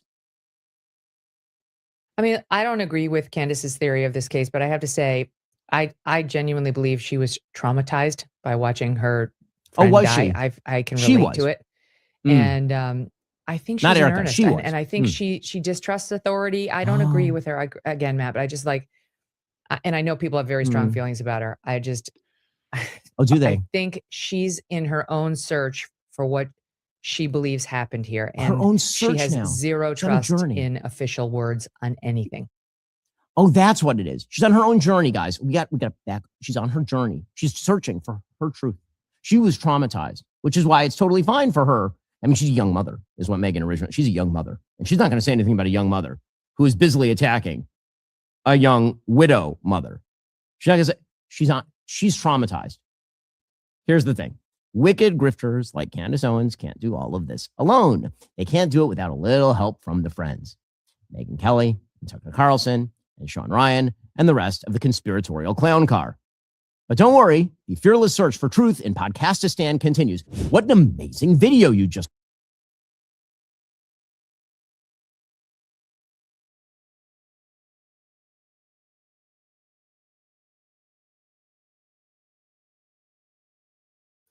That was Ben Shapiro, and he cooked. Now we're going to be watching Brandon Tatum, and he going to cook too. All right, so let's get started with Brandon. For Q&A, if you have questions about the trial, you have questions about anything, you can ask me the questions. I'm open up for Q&A for about 20-30 minutes, and we're going to get through everything humanly possible associated with the Charlie Kirk trial and more. Welcome to the Off Tatum Show. I want everybody in this room to have that same... I was not leading you astray. It is absolutely unequivocally official that every conspiracy theory that have gained traction in the last 10 months is all hogwash. And the evidence is out there. People are still lying to you. And there's one person in particular, I'm not going to say who it is. You know who it is. I'm very disappointed in the things that I'm seeing online because it is far from the truth. I think one thing that was shared with me just a minute ago was that somehow Lance Twiggs is a working for the state. I'm not gonna get into it. I'm answering y'all's questions today. So just shoot away as many questions you can. Super chats, I'll see it a lot quicker. All right, let's start with the first question. It says, today was insane or intense. How's Erica holding up? How are you holding up? Thank you for the question. Thank you for the concerns. Erica is doing as good as you could imagine. You know, I can still see the emotion in her eyes. You know, she still breaks down every now and again in the trial because some of that stuff is heavy. You know, every time an evidence comes up that depicts Charlie Kirk getting killed or shot or fragmented bullets or, you know, testimony from that Charlie was shot, it's emotional, man. I'm telling you guys, it's hard to not cry. Like I had to trick myself out of not crying today because I'm just looking at all the people who love Charlie and how heartbroken people are at the reality when Lance Twiggs was giving his testimony and articulate or reading the text messages from Tyler Robinson, just explicitly saying that he killed Charlie Kirk and that the rifle did its job and all kind of stuff that's very hard to hear. But she's doing well. She's doing well. You know, every now and again she got a smile. And I think that's because she has the Lord on her side. She's optimistic. Do you feel vindicated seeing Lance Twiggs footage and text messages? Not really. Not really. I already knew. Like, y'all can go back and look at the first thing I said about this because I read the affidavit. Like, so let me just explain affidavit real quick. So when you arrest somebody and you go and book them in a jail, you have to write a probable cause statement as to what reason have you developed that leads you to arrest this person on what grounds. And you have to develop that. You have to articulate the elements of the crime. And so when they arrested Tyler Robinson initially, they wrote all the elements of each crime that they arrested him on and articulated the evidence that they reviewed under penalty of perjury. And they submitted it to the court. If you read that, all of these same confessions were in that. Just a little bit more. We actually heard it without and saw it and saw the interview. That's the only thing that was different. I can say a part I feel vindicated. I do want to rub it in people's faces, but I don't know how fruitful it is. I just wish that people would now look back. For those who have common sense and who saw the truth and changed their mind, I want you to realize that your boy was right the whole time. I told you guys. I'm not just making this stuff up. I'm not just saying it just for the heck of it. Because Turning Point USA paying me or Israel paying me, I'm losing money. You know how much money I had to spend to come out here? Nobody paid me to come out here. Nobody gave me any money or assistance to be out here. I was invited out here. I'm blessed enough to have the means to fly myself out here. But I mean, I had to bring a whole team of people. Flights and all this other stuff. I probably spent probably $20,000 to come out here. Okay, let's get to the next question. Did Tyler Robinson or his defense team seem shook during all the Lance Twiggs evidence? Y'all got to think, they already knew the evidence that was going to be presented. So they weren't surprised when they saw it. They tried to obstruct for almost an entire day to prevent the testimony being publicized and being presented in a courtroom, because the judge had already accepted the fact that he's going to review it to determine probable cause. They were dying to not get this public, but obviously because of the victim representative, Erica Kirk's personal lawyer, he did an incredible job. The lawyer that would defend the media did an incredible job, and the prosecution changed their tactics to be a little more bold, and they did an incredible job at getting the judge to do what he ought to do in the first place, and that is allow the victims to and the public to watch the evidence, which is already in a public hearing. And everybody had their head down that was on the defense team, when they were watching this. I couldn't see Tyler Robinson's face, but I bet he wasn't happy looking at his boyfriend spill the beans on him. All right. Let's get to the super chat. Anthony, thanks so much for the super chat. Thank you for covering this, because it did fall. I did fall for the conspiracies, but after watching your videos, everything makes sense. From Hawaii. What's that? Mahalo from Hawaii. Oh, thank you from Hawaii. It's Hawaiian. Thank you, Anthony, my brother. I appreciate you, and I hate that sometimes I get superfluous and I start calling people names, because I got good folk that follow me that just fall for some of this stuff. And it's not that I think that you're a complete idiot for falling for this. You're a complete idiot if you are pushing it and you know better. But it is when you have never been in law enforcement, it's not as simple. That's why people have to rely. Well, you don't have to rely, but it'd be in your best interest to listen to people who've been in law enforcement, that have done investigations, to give you some guidance and direction, and you can make the decision on your own. But when you haven't been in law enforcement and you don't know how investigations go, all of this could seem conspiratorial, right? Why did they pave over the thing? Well, when you don't know how evidence work and crime scenes work, it's reasonable to think, dang, that's crazy. Why they pave this thing over? When you listen to people talk about 30-06, and you're like, 30-06 will just blow right through people, which probably 99.9% of the time it'll blow through you like a piece of paper. But when you don't understand evidence as well as somebody who does these investigations, and you're not trained to be patient and let the evidence come out, it's easy to fall for conspiracy theories. But that's why your boy is here, to help you get past the conspiracies in good faith, because these other people are telling you lies and they're not doing it in good faith. What does inconclusive mean in regards to the bullet fragment? That just means they can't prove that it came from the gun, and they can't prove that it didn't come from the gun. Therefore, it's inconclusive.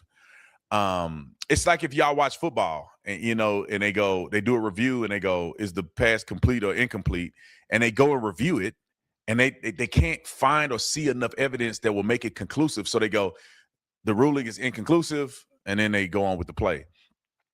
But let me give you guys this. There is other elements of an investigation that they use to determine that bullet came from Tyler Robinson's gun. One is that Tyler Robinson said he shot Charlie with that gun. The caliber of the gun is a 30-06. So that then there were rounds found in the gun and rounds found that were connected with the gun, all having his DNA on it.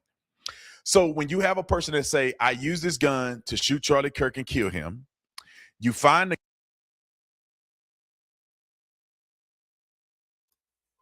Yeah, he talking about the gun, just like Ben was just talking about the gun and the bullet. He gonna get into more details with it. So enjoy it. So I'm gonna let him cook, because he gonna do a lot of cooking in a few minutes.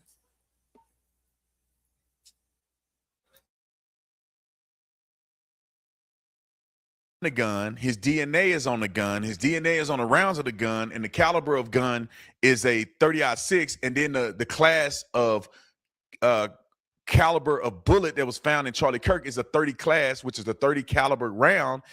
You can use deductive reasoning to say it is more than probable. It is beyond a reasonable doubt that that bullet came from that gun, even though the forensic evidence is inconclusive. So with evidence that's inconclusive, if somebody say it don't match, that's not the full truth, because they can't determine if it matched or not because it was so fragmented.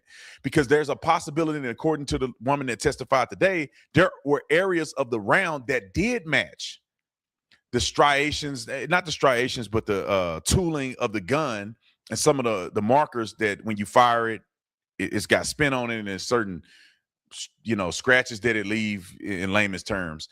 And she had made mention that there were a lot of matches on the rounds that she test fired with the fragmented rounds in Charlie Kirk's body, but it wasn't enough, and it wasn't sufficient amount that she could make a conclusive statement.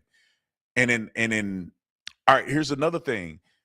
She did a certain testing that's not the most modern testing. There's 3D testing that wasn't done on the gun. There's a possibility they may actually do more testing that could cause a conclusive determination, but they're not there yet. But they don't even need that evidence because they have a confession from Tyler Robinson that he used that gun to shoot Charlie. All right, let's go to the next round. Did the judge seem frustrated today, or was it just me? No, he was frustrated today. He was frustrated every day. And he let me give him some advice. If the judge somehow watched my YouTube channel, you wouldn't be so frustrated if you nip it in the bud, man. Like when they're filibustering and going on and on about things that are not pertaining to a probable cause hearing, please just stop them and say, like he did today at the very end, where you say, look, I'm not going to let you ask any more questions. Like, you're going beyond the scope of what I'm even evaluating. If he'd have done that the second and third and fourth day, which he did at the end of today, he wouldn't have been frustrated because the court would have went in his favor. And it wouldn't have been so much of a rigmarole, and they would have been done on Wednesday, if you ask me.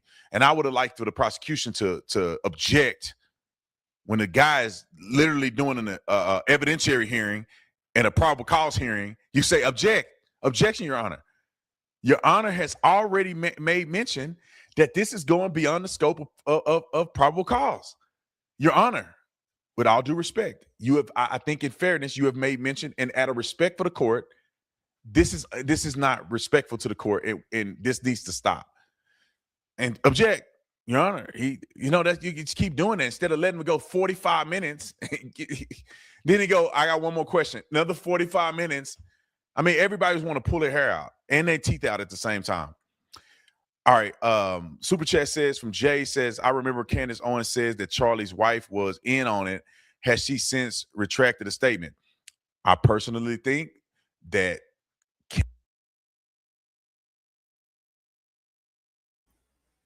Here we go, y'all. He about to cook Candace, who is his good friend. You're gonna hear him condemn her right now.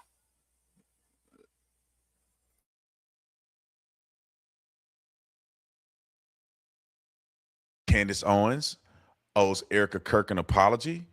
If you're looking at evidence, it's no way that Erica Kirk, did I say that right? I didn't want to mix the names up. It's a long day. It's no way that Erica Kirk was involved.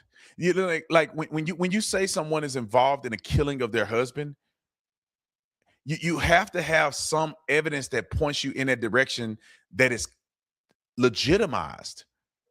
Did you guys hear in the trial today any such thing that the defense is claiming that anybody other than Tyler Robinson did this? The defense is not even arguing if Tyler Robinson did it or not. They're not arguing. They're not. They didn't even cross-examine the witness that introduced Liz Twiggs' interview. They didn't even cross-examine that person. Not at all. They didn't poke holes in the fact that Tyler Robinson was on campus or not. They didn't do any of that. They're not even arguing this. It is clear. The evidence is in. People are living in La La Land. And Erica Kirk had nothing to do with Charlie Kirk's death. I see her cry and break down. I've talked to her on the phone when she cried. She's having a genuine reaction. She's there with his family. You think his mom and daddy in on it? They were all crying together. If it was so blatantly obvious that Erica Kirk was in on it, I think Mr. Kirk and Mrs. Kirk would have nothing to do with her. They wouldn't even be at the trial sitting next to her. Why would they? If they somehow had any inclination that their son was being betrayed by his wife. Anyway. All right. Super chat from Duncan. Thank you so much for super chat. Appreciate all you do. Pray for the Kirk family and you.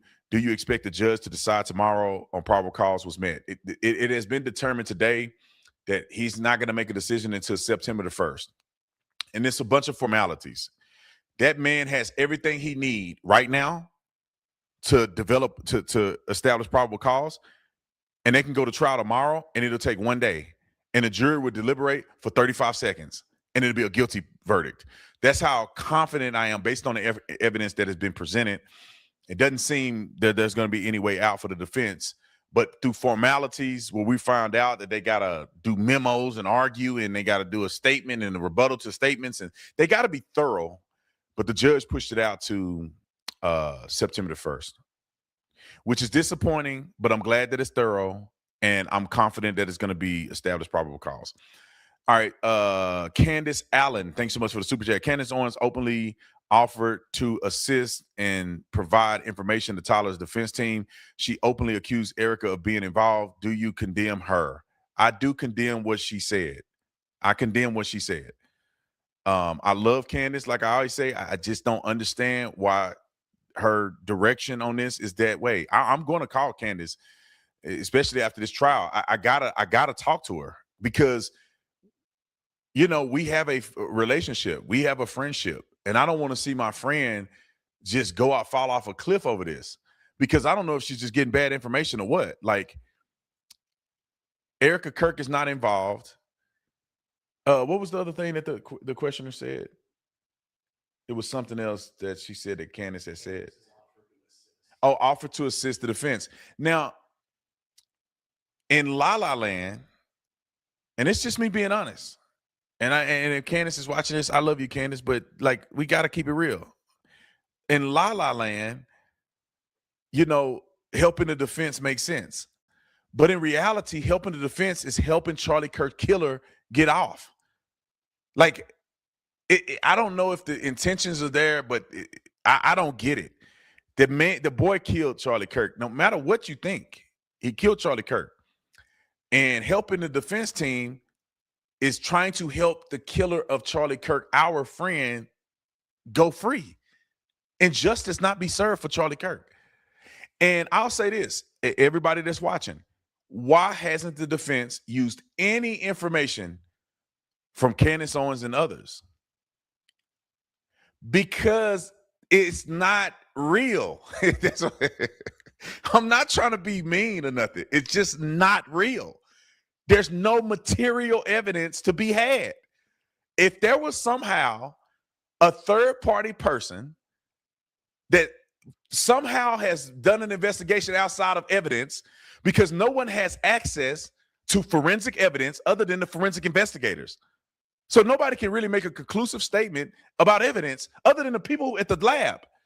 So if you don't have access to interviewing the people at the lab, you don't have access to seeing what their findings are, you don't have access to forensically interview people, and not just interview people, you don't even have if you don't have the training to properly interview somebody, you cannot claim that you've done an investigation. I don't care who you are. And with that being said, if the investigation from a third party person was so diligent and so concrete and so damning and revealing, the defense team, who's getting paid millions of dollars to defend Tyler Robinson, would have called the third party person and said, give us what you got. They hadn't made one argument based on any conspiracy theory. So now you're led to say that the defense team is in on it. That's the only thing that's left. The defense team have to be in on it because they're overlooking all this evidence too. I'm gonna call Candace maybe one of these days I'm gonna call her. I'm busy today, but I gotta talk to her because I'm not the person that get online and talk trash about anybody, especially not somebody that's my friend. So y'all got my opinions on it. You got my opinions on what I think of what Candace is saying. I'm gonna call her because after the evidence has been presented, there has to be some reconciliation with this. Josh, thanks so much for the super chat. Will they plead guilty to avoid the death penalty? I don't really know. I got to do my research on this, right? I do not think the prosecution is going to give them a plea deal.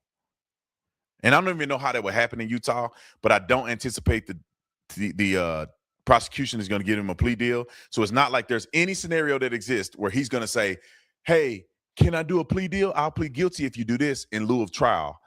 I don't think the family is going to go for it, and I don't think the prosecution is going to go for it. But I think he can plead guilty. And then there may be a separate hearing for sentencing. And I think that's what the difference is going to be.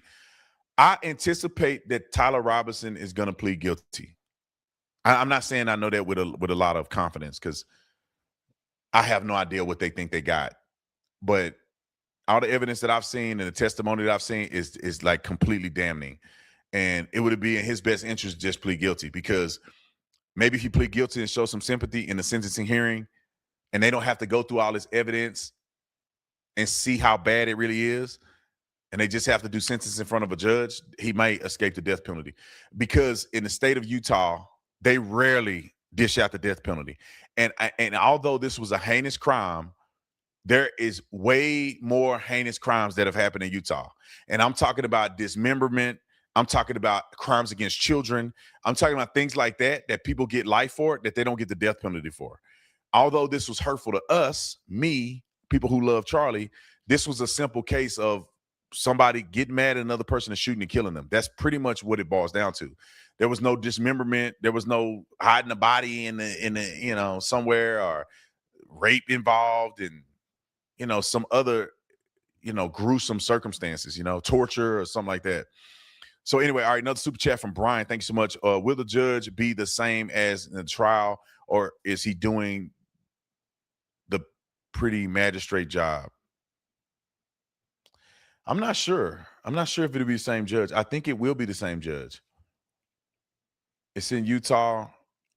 I think that judge is gonna do the whole trial. I have to look into that, so let me not speak outside of term. Brooke, thanks so much for the super chat. Why did the defense call the witness then bash her like that? Defense called a witness. Oh, I see what you're saying. So I think that what you guys, what would be interesting to realize is that this is a probable cause hearing. This is not a regular trial. In a regular trial, the defense will only call people who are favorable to them. But since the defense don't really have a chance to put up a defense, they're really responding to the prosecution in the probable cause. They are going to bring a witness to destroy the witness, right? Because they don't have a chance to present a witness and cross-examine all this. This is literally the state presenting their case, and the defense is responding to the state's case. They're not putting on their own case, if that makes sense. And so the only opportunity they have to actually have a rebuttal is to bring a witness in, and they bring the witness in, and they're going to bash that witness who's actually in a trial will be a witness for the state, if that makes sense. So the only opportunity to go at somebody, and they had a chance to bring witnesses, they want to bring a witness so they can debunk what the state is saying, if that makes sense. In a trial, they're going to bring a witness that is going to confirm everything that they want to present. But this was a little different. All right, here's, I think, the last question. I mean, we got a few more questions left, or what? All right, it says, why did you think Tucker is so quiet this week? Because he's a let me not say, I want to say it so bad. Tucker Carlson is a BI. And you know the rest of it. And I'll tell him to his face, nose to nose, I will tell Tucker Carlson he's a B. Because, and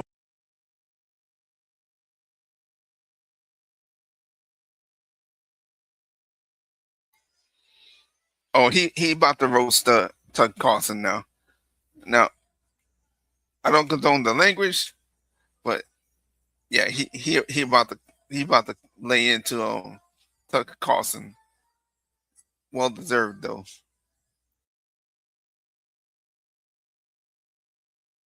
And why do you say that, Brandon? Because I believed that Tucker was a true friend of Charlie. Come to find out, he wasn't. He ain't. He's a loser because he should have had his ashy butt down here in Utah at this trial. He got all the money in the world. You don't do a daily show. You do interviews every now and again. You don't do a daily show. He could have brought his narrow behind out here and stood by Erica Kirk, but he didn't because he's a wussy. And I'll tell him to his face that he's a wussy. He make me more upset than anybody else because Charlie Kirk believed in Tucker Carlson. He admired Tucker Carlson. He let Tucker come to his on the stage. He took backlash. He lost donors over Tucker, and Tucker don't even have the nerve to show up here and support his family. He could at least be in town, but he's not because he's a B.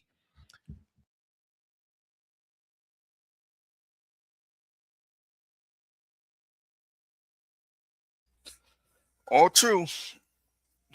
Charlie took a lot of donor loss. People stopped going to his event because he had Tucker on his on the stage and at the events, and Tucker couldn't even get the decency to show up for the trial. So Brandon cooking.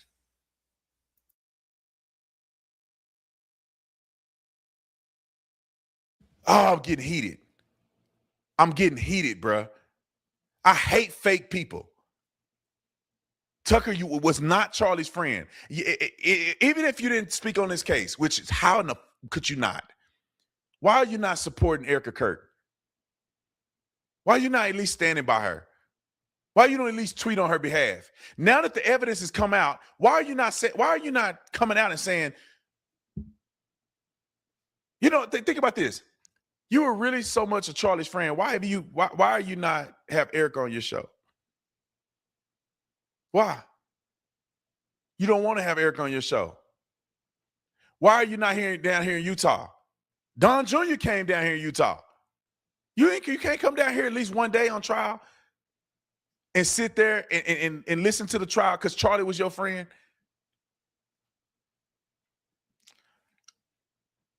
You know, these people are cowards and they're all getting exposed. And I hope y'all hold their feet to the fire. And I'm going to say the same thing. As much as the crazy stuff that I think that Candace is saying, if Candace were to get killed and assassinated, and you know, it's different because she's a girl and her husband can hold his own. He's a man.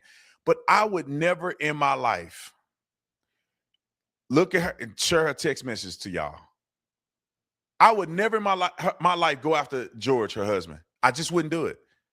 I don't care if he's wrong. That's Candace's husband. That's like they get a pass unless he do something criminal. But like he get a pass.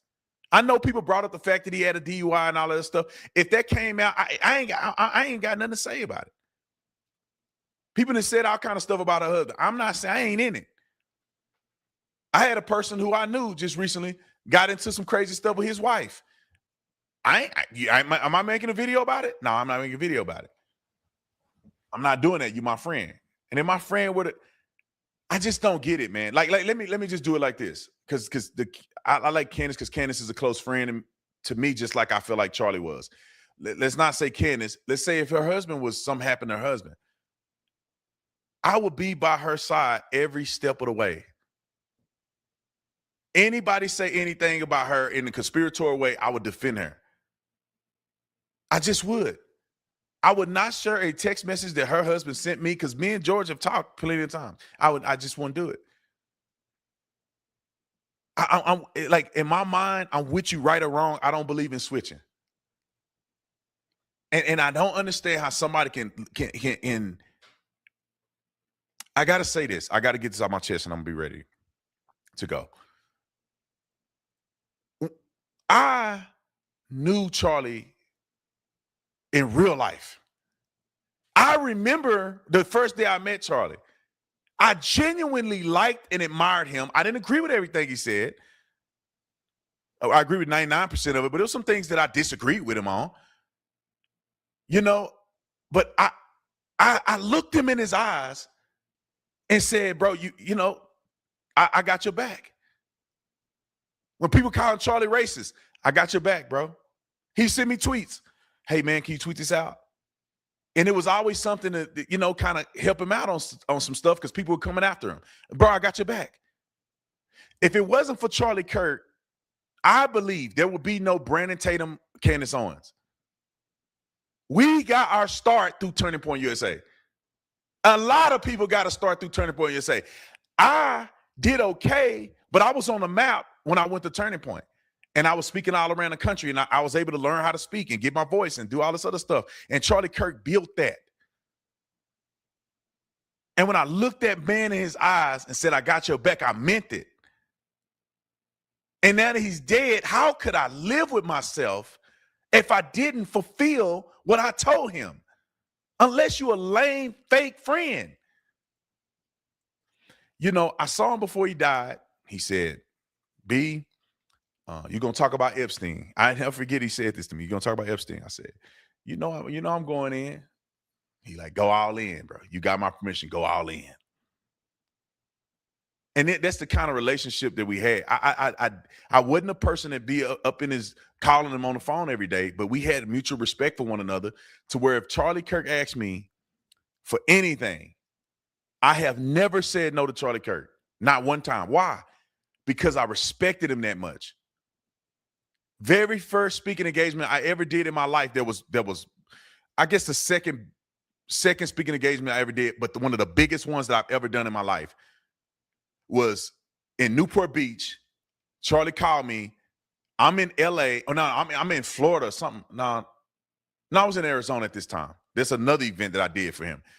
He go, hey B, I can't make it to this donor event. Can you please go to Newport at this donor event? Dude, I had never wrote a speech before in my life. I didn't prepare a speech. I didn't know what to say. I'd never done a donor event. I'm the keynote speaker. I was terrified out of my mind. But I said, I got you, bro. Whatever you need, I'm there. I remember I was in LA. Charlie couldn't go to Fisher Island. It was a donor and fundraising event. He said, B, he called me the night before. Hey, man, I can't make it to Fisher Island. It's a donor event, Brandon. Can you please go in my place, bro? I got you. I get on a flight from LA to Florida the next day.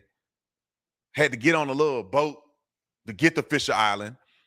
I don't know what I'm supposed to talk about. I had no experience fundraising. It's not my organization. But I said, bro, I got your back. Whatever you need. I remember the first day. What was this scenario? Was it Charlie's first show? It was something like that where I filled in for Charlie on his show, on a radio show. It was like 2 or 3 hours or something like that. I had never been on a radio day in my life. Yeah, it was. What happened was my show was going to start 2 days later. And I think I did 2 days of Charlie's show because he couldn't do it. And so he said, Brandon, man, please, can you fill in for me on my show? Done. I had never done radio before. Y'all know I can't read. So I'm trying to read these ads and all this other stuff. And I said, I ain't never going to say no to my brother, man. I'll fight one of y'all over Charlie.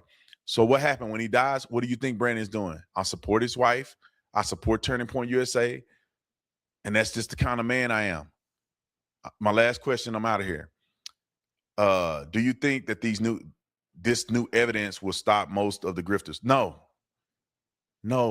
These sorry mother, you know what, will grift to the end. And y'all will know them by their fruits. If somebody's I hope that God, that anybody watching me, this is your barometer.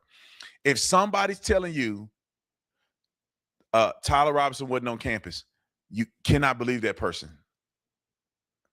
they either didn't watch the trial, which is a negligence, especially as being a journalist, or they're evil and they just spewing lies. One of the two. If somebody were to say without evidence that this is a Fed's job or something, that person is lying to you. That person is not. I cannot trust what they say. I think there's some rumors out here that it was somebody that posted something that said the Lance Twiggs, they only had screenshots. They said they only had screenshots of Lance Twiggs' phone. That was the only evidence. They didn't even collect his phone. They didn't do a due diligence. You cannot trust a person. You cannot trust that person's testimony, because in the courtroom they extracted all the data from his cell phone using a software system, and they mentioned it in court, testimony under oath. They used a screenshot to show us in court, but they downloaded his whole phone. That's how they found the letter, because Tyler Robinson burned the letter. How they found it was they extracted the deletion from his phone, and that's how they populated it. Because you can't delete stuff off your phone, because once they extract it, it's going to pull up everything you ever had on your phone. So a person telling you that lied to you. There's another lie that came out the other day. Oh, they didn't get Tyler Robinson on the roof because the body worn camera died. What? The body worn camera had nothing. The camera dying had nothing to do with him being on the roof. The body worn camera was on a police officer that was doing crime scene tape that had nothing to do with the shooting. The UVU had the footage of him jumping off the roof and everything. You can't believe what they say. The height differential. Somebody was saying, oh, he's too tall to beat Tyler Robinson. If you look at the video of him in the walkway going up the stairs, he walked right next to an average sized woman, and they were almost the same height. There is no discrepancy in height. And I'm going to finish it with this, and then we're going to go. This is the most open and shut case that I have ever seen. You have a crime committed. You have shoe impressions, DNA, a weapon recovered. You have all of this, but they haven't quite found a suspect. They did not broadcast anybody's name. They did not really know who this person was that was a person of interest. A person who lives 200 miles away decided to take responsibility and turn himself in. Don't you think that's enough? Within reason to say Tyler Robinson must have did it. His family turned him in. His family recognized him on surveillance.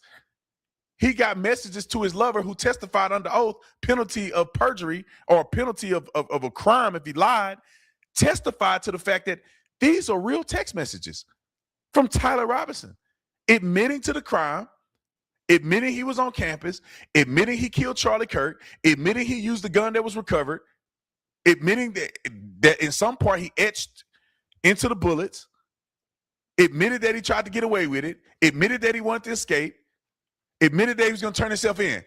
What other evidence do you need? Open and shut case. And if anybody tell you anything different, you have to be skeptical of whether or not that person is trustworthy in their investigation. Anyway, I love you guys. I appreciate you. I'm glad y'all follow me because y'all are informed. I'm impartial about these things, and I want to make sure you have the truth because I have no buy-in. And I'll just say this last thing. Nobody paid me to come out here. I spent probably $20,000 out here. Nobody paid me to support Israel. I didn't lost money supporting Israel. I lost money. I'm paying them $7,000 a show. You know how much money I lost? Y'all talking about they paying me. I didn't do speaking engagement and I'm gonna say this and I'm shut up. This is why when somebody say Charlie Kirk turned down $150 million from Benjamin Netanyahu, you lying your off. You can never accuse Jewish people of giving money away. You just lying. Because I don't know how many events, and I ain't never been paid my honorarium at an event. Remember, I done a few of them for free. I don't want to hear y'all say nothing about nobody getting no money from no Jews. I love my Jewish people. Hey, y'all got to keep it real. That's probably how some people stay rich, man. They nickel and dime you, boy.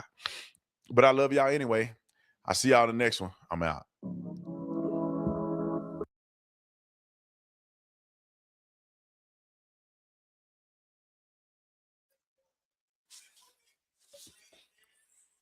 All right, Brandon cooked on that one.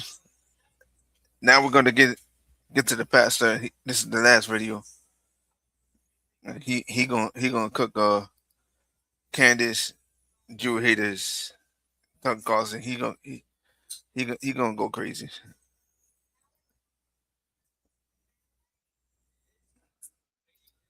Just give me 1 minute. I'll get this one up and running.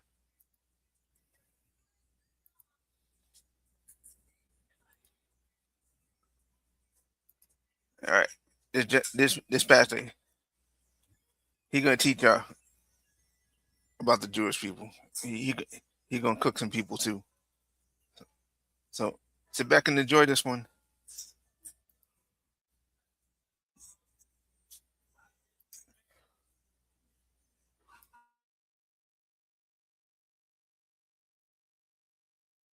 Since 2020 or even 2017, the moment of the initiation of the church, we have had so many words thrown against us. There was like redefinition. We're living in a World War III. It's a war of words where every single word that I grew up believing and thinking and perceiving literally got redefined in the last 20 years.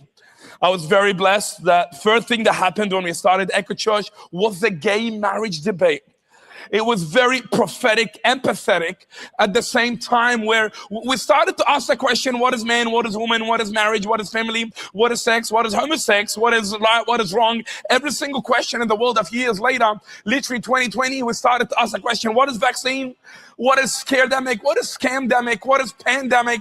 Vaccine went from 1 shot to 2 shots to 3 shots to forever shot. It used to be like a vaccine is supposed to get you to fix your whatever, to not get COVID. And then eventually a vaccine made you not getting COVID, but you not transmitting COVID. It's like you have an invisible virus that transmits by air, by water, by sea, by every single thing, and you don't know that you have it. So you need to take a vaccine because you might have it or you don't know you have it. So we have watched literally every single year, every single word get defined and redefined. Literally, like there is nothing. And until October 7th in 2023, when we started to watch the rise of things, concepts, and ideologies that have been redefined for a very, very long time of the Bible. Israel, Islam, and the Jews. Israel, Islam, and the Jews. And I kind of saw it coming. I didn't expect people to be that ridiculous and stupid to not know the definition of words of reality and morality. But welcome to the world. People are like sheep. They need a shepherd.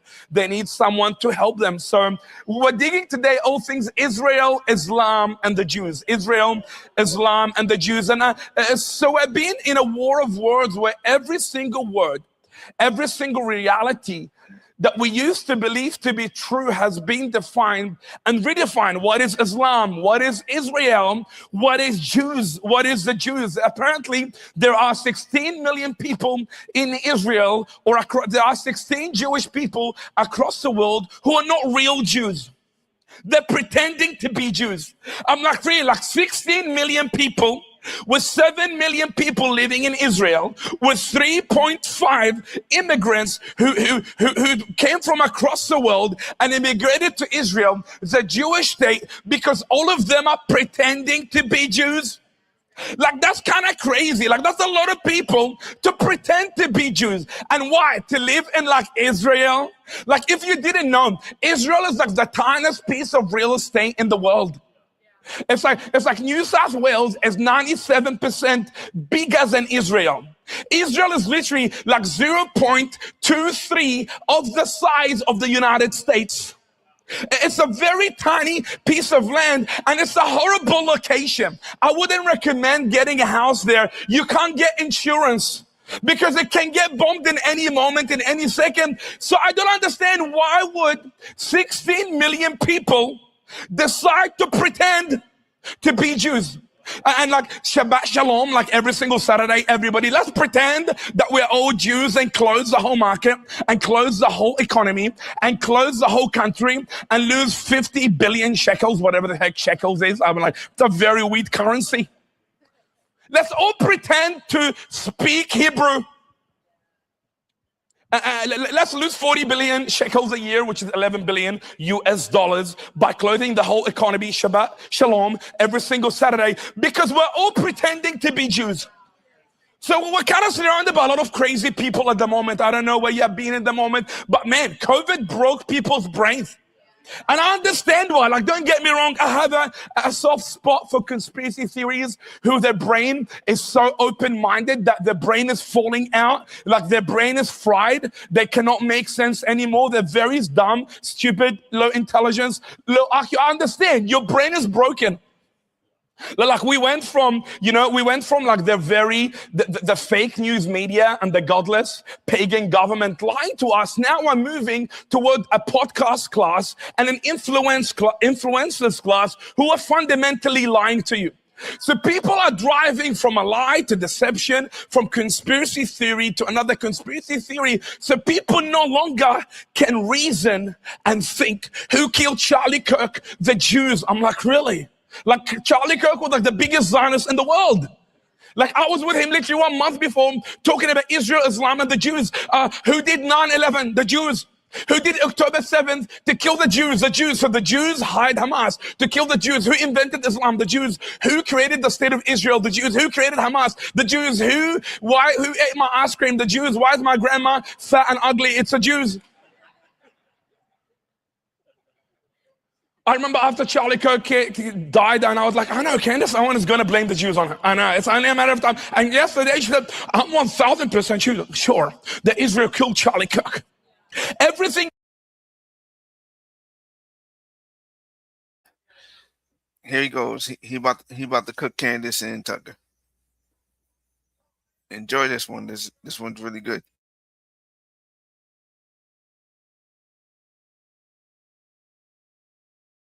Now, why are you, a young loser, lazy man who watches lots of porn and can't get a girlfriend?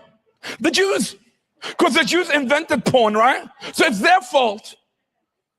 It's not like it was in Sodom and Gomorrah. Who invented homosexuality? Are the Jews. I'm like, really? Do you remember like Sodom and Gomorrah when God made it rain? It wasn't Jews. Because sin is not an ethnicity problem. It's a people problem. All have sinned. Actually, no, it's the Jews have sinned in Romans. It's not that all have sinned. Who created Hamas to kill Jews and destroy Israel? Israel and the Jews. I'm like, what? So there's a bit of a brain rot going on at the moment. People can no longer think. So today I want to kind of give you an idea, an ideology of how to think. What is Israel? What is Islam? What is the Jews? Because the Bible is a very interesting and critical textbook, because the Bible is about what happened, what is happening, and what is yet to happen. And the three things are happening at the exact same time and the exact same moment. The Bible is about what happened. That is a historical reality. The Bible is a factual, historical, and an actual archaeological textbook. There's a place and a space, history and reality to the text, which means the Bible is about what happened. At the same time, the Bible is about what is happening. What is happening right here, right now? Have you ever read the Bible and you're like, oh my gosh, it's reading my circumstance. It's reading my life. It's reading my reality. You think you're reading the Bible, but the Bible is reading you. Do you guys remember during the COVID pandemic, scamdemic, whatever demic, when you couldn't buy anything, you couldn't go to church, you couldn't make money, you couldn't get a job, you couldn't buy a coffee without scanning a QR code that was connected to the government. And the Bible said that nobody will be able to buy and sell without the mark of the beast, the system of the beast. We literally ran a beta mode for the system of the beast in Australia. And I read that verse, I'm like, wow. So the Bible is about what happened, which is history. What is happening, which is present reality. But the Bible is also about what is yet to happen, which is prophecy. So I'm the Bible kind of guy, so I see everything through the Bible. I believe in the Bible as I believe in the sun, because of the Bible, I get to see everything. Because of the Bible, I get to perceive everything. I see the Jews through the lens of the Bible. I see Israel through the lens of the Bible. I see Zionism through the lens of the Bible. I see the gay stuff and homosex through the lens of the Bible. I see politics through the lens of the Bible. But because that is what it means to have a Christian worldview, is to perceive the world through the world. It's to see culture through Christ. It's to see every single event through the lens of what God is doing. It's to see time, space, and culture through the lens of the Word of God. That's what you call a Christian worldview.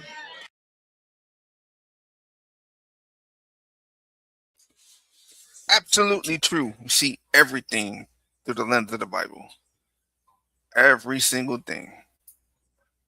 When people openly mock the Bible, we ought to correct them. That's what the Bible says.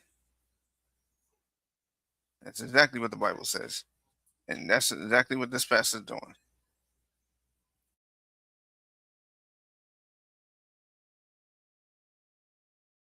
Which most people don't have, by the way. It's kind of popular at the moment, particularly online, to be a Christian. So watch out. Lots of podcasters and influencers. We went from the fake news media and the government lying to us. Now we're going to the podcaster, influencer girls. We're going from one false prophet to another false prophet without actually someone who's discipling you. We have replaced the good news with the fake news and then replaced pastors with podcasters. So people can no longer define and know and fathom what is the will of the Lord. So this is very important. So I believe in the Bible as I believe in the sun, because I see the political through the prophetic. I see culture through Christ. I see the world through the word. I see what is geopolitical through the lens of what is spiritual, because I'm Christian. Your word is a lamp to my path and a guide to my feet. I've hidden your word in my heart so that I might not sin against you. Today, I want to dig into this very Zionist, Christian Zionist. I know this is kind of the buzzword at the moment. And I want to dig from Acts, where you have this very Zionist yet very Christian question. You have this very Jewish yet very biblical type of question. You have this very controversial yet very prophetic type of question. Well, the disciples, all of them were Jews. You have 11 Jews that were Christians. They didn't know they were Christians because they were Messianic Jews. There were a bunch of Jews that were waiting for Jesus to come back. And somehow, I'm not really not sure what moment did Peter, I'm a Christian now. I'm not really sure. In fact, Jesus had to be a Jew, and Jesus had to come through the Jews, and Jesus had to come to the Jews, because it wasn't the pagans and the Gentiles who were expecting the Messiah. It was the Jews. So somewhere, somehow, in the midst of the story, the Jews became Messianic Jews, and the Messianic Jews became Reformed Jews, and the Reformed Jews became the followers of the way. In fact, they were not called Christians. They were Messianic Jews, who eventually, somewhere in Acts, people started to call them the followers of the way. So Jesus was a Jew, Paul was a Jew, Peter was a Jew, the 11 disciples were Jews, and now we jump in Acts 1, verses 6 to 7. Oh, my Gen Zers, I was trying to be relevant. I was in a youth conference a few weeks ago. I'm like, man, Gen Z are very different. I'm a millennial. I grew around like Britney Spears, Michael Jackson, skinny, ripped jeans. We used to watch, romantic stories, boy meets girl. Now you have boy meets boy. Very gay, obviously. We used to watch, that thing called comedy where you get to laugh at people without them getting offended. So the only thing I could do was like 6, 7, and people were very pumped and excited. It's kind of like a Gen Z trend. Do I have like any Gen Z trend in people in the house? No, do you have any millennials in the house? Do you have any Gen Alpha in the house? Can you guys walk, talk, go to the toilet? Are you toilet trained? There was a lot of Gen Alpha. I'm like, man, I didn't know Gen Alpha can speak. I must be very old now. So they were like crawling around. But look what happened in the text when the disciples asked Jesus, Acts 1, 6, 7. Lord, has the time come for you to free Israel? We have the moment, the quiz for Palestine, the gates for Gaza, the chickens for KFC, all across Sydney, literally every single Sunday since October 7th, there have been people screaming on the street, Palestine, Palestine, free, free Palestine, from the river to the sea, Palestine will be free, from the river to the sea, Palestine will be free. This is a problem. According to the Bible, according to biblical worldview, from the river to the sea, Israel will be free. Islam was founded in 610 AD, before, literally 2,600 years before God promised Israel to Abraham. God came to Abraham, who was a very, very old man, and Father Abraham, who had many sons. God told him, I'll bless you to be a blessing. I'll give you this land. And his grandson, Jacob, who wrestled with God, and God literally told him, I'm going to bless you. And he changed his name from Jacob to Israel. And then finally, the people of God grew in Egypt, when Moses went to Pharaoh and he said, let my people go so that they can worship in Palestine, not really in Israel. And then Joshua finally lead the people of God into the promised land. From the river to the sea, Israel will be free. From the Euphrates River, all the way to the east of the Mediterranean Sea. So that's a geographical reality of the story of the scripture. And then you get the first ever evil King Saul, who God chooses, then he rejected. Then you have King David, who was a man God after God's own heart, who literally establishes the city of Jerusalem on the Mount of Zion. Mr. Zionism. It's you got to be very critical when you have false prophets disguised as influencers who are trying to suppress, cancel, demonize biblical words. Like, you know, the whole thing, it's not Islam, it's Islamism. It's not Zion, it's Zionism. I'm like, there is Zion and there is an ism. And the word Zion happens to be in the Bible. So of course I'm a Zionist because I believe in Zion, which was literally the ancient prophets literally referred to Jerusalem every single time in the major and minor prophet. They refer to Jerusalem as Zion. So Zion is not this conspiratorial place somewhere, somehow. No. Zion is literally a physical place, a high place where the Lord appeared, where David established the city of Jerusalem, where both the Solomon temple and the second temple were killed, where Muslims invaded the land of Israel. They literally knocked down the building and built the Aqsa Mosque. In fact, Jesus is coming back 500 meters away from Zion, according to every single eschatological framework, in the Mount of Olives, which is 500 meters from Zion. So I'm not really sure when people saying Zionist, Zion, because look what the Bible said. It's very important because we live in a moment of time where people are demonizing, suppressing, stigmatizing in order to silence the people of God from preaching and proclaiming the word of God. It's not very heretical. It's not very far-fetched. It's not very crazy for the people of God to believe in the literal and physical manifestation of the city of Zion in Israel. It's not far-fetched, it's not crazy, it's fundamentally biblical. I said to you, I believe in the Bible as I believe in the sun, because of the Bible, I get to see everything. I interpret the Bible as literally as I can and as naturally as I can. Look what Psalm said. When the Lord restored the fortunes of Zion, the word of Zion is repeated in the Bible 155 times. It's literally in the Bible. It's everywhere, left, right, and center. And people at the moment are demonizing. And they say, well, it's not Zion, it's Israel. It's not Israel, it's the Jews. It's not the Jews, it's the Zionists. There's no difference. Jews are the people. Israel is the land. Zionism is the belief in the historical and biblical, if you agree with me, the theological right to the land.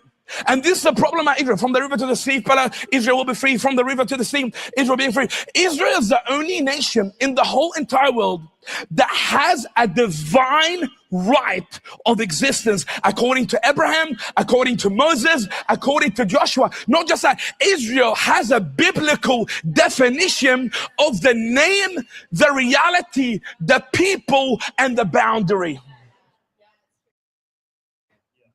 Look what Charles Spurgeon said. Because again,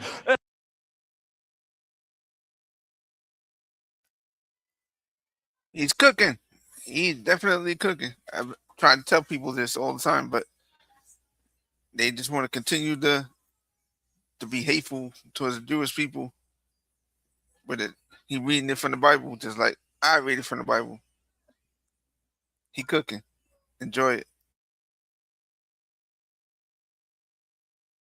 People are starting to demonize very ancient biblical concepts. It's like, I'm a Christian, so I believe in Israel. I'm a Christian. I believe the Jews are not a conspiracy theory. They are a real thing. You're like, oh, they're the Ashkenazi Jews. I'm like, they're not the real Jews. But the Jews killed Jesus. I'm like, which one? Are they the real one or the fake one? You watch people literally mention both arguments at the same time. And people are mentally very challenged. There is no common sense, and this is the problem. Whenever someone is leading you to confusion, they're demonic. Jesus's goal is truth, facts, and evidence, because God is not the author of confusion and therefore conspiracy theories. This is very important to all my conspiracy theories. Evil thrives in the context of confusion. And what's happening in the moment, there are so many people who their goal is not to build the people of God, but to deconstruct the people of God. So they will attack every single thing that you believe. They will attack every single biblical concept that you grew up on. They will attack every single theological premises that you have, without providing an alternate option. And that's how we know they're demonic. They are deconstructing without constructing. Zionism, awesome. What should we believe in? Muslims? Free Palestine? Which is an oxymoron. This is a new thing. What about the Christian in Palestine? Oh, honey, there is no Christian in Palestine, honey. They don't exist. Before 1946, there was literally around 35 to 45,000 Christians. In the last 80 years since the foundation of Israel,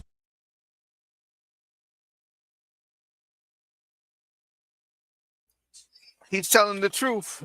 There is no Christians in Palestine. Palestine doesn't even exist. He's from that area. He would know. He's cooking.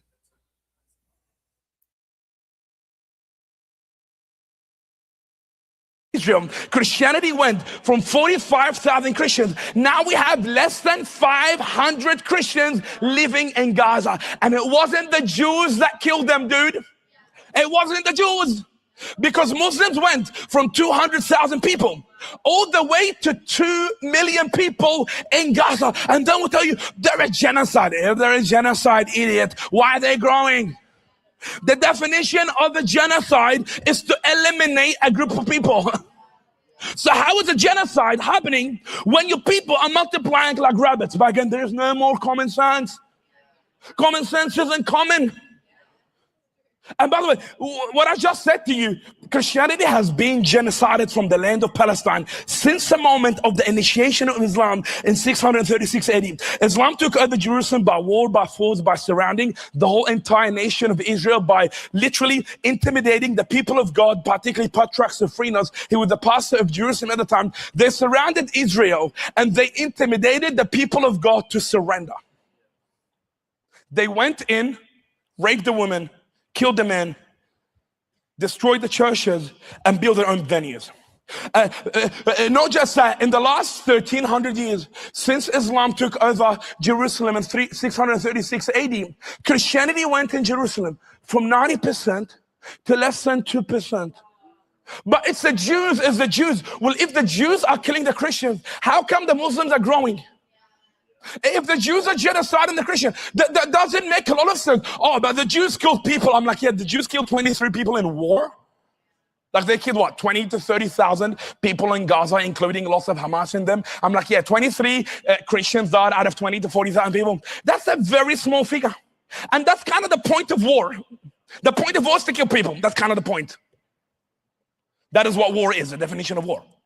So we have this very weird thing happening in the moment. Oh, Christians for Palestine. What about the Christian in Palestine? There are no Christians in Palestine. Literally.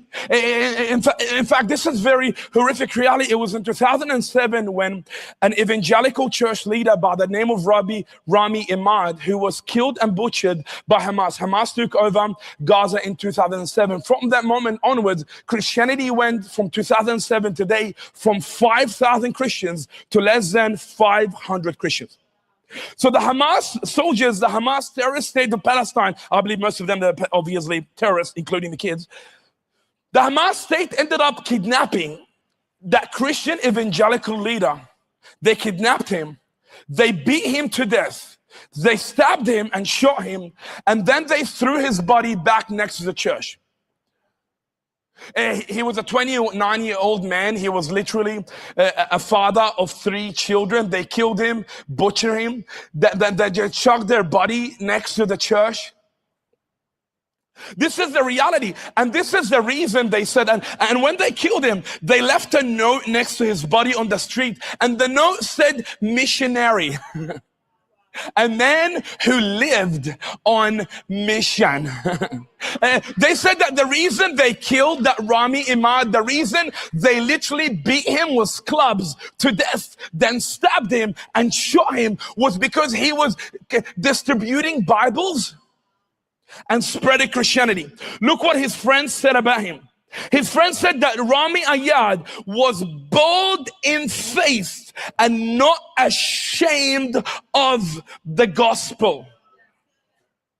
And then people come about, oh, Israel's committing genocide. Israel committing genocide. I'm like, dude, there is Sharia law in Gaza right now.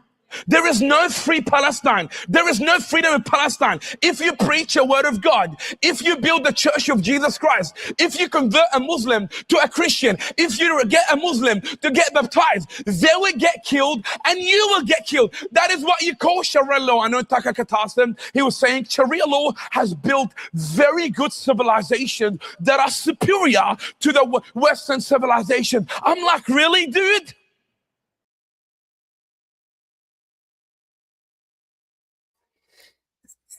Telling the truth.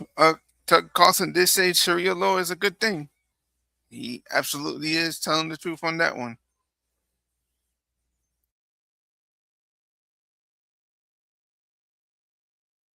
Like, have you been and saw that Sharia law? Under Sharia law, having revival is illegal. Fulfilling the Great Commission is a criminal offense. Under Sharia law, you cannot convert a Muslim to a Christian. You cannot baptize a Muslim to a Christian. They will get killed and butchered. We literally had 8 Muslims in the last 8 months get saved in our church, and most of them got baptized. They would be killed in Palestine.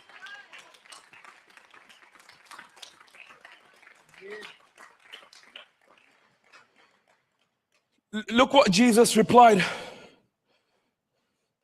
Lord, has the time come for you to free Israel and restore our kingdom? Look what Jesus said. Jesus didn't answer the question, oh my, Zionism. I'm like, Jesus didn't condemn it and Jesus didn't rebuke it. Jesus redirected it. Jesus didn't condemn it. In fact, look what Charles Spurgeon said, the prince of preachers who spoke that verse, because I told you the Bible is not just about what happened. The Bible is fundamentally prophetic, and God's word will not return void. If God said he will establish a nation again, he will establish a nation again. If God said that the gospel will be preached from Jerusalem to Samaria to the end of the earth, that means the gospel will be preached. Jesus replied, but you will receive power when the Holy Spirit comes upon you, and you'll be my witness. That's the word martyr. I'm going to speak about it next week. Make sure you're here.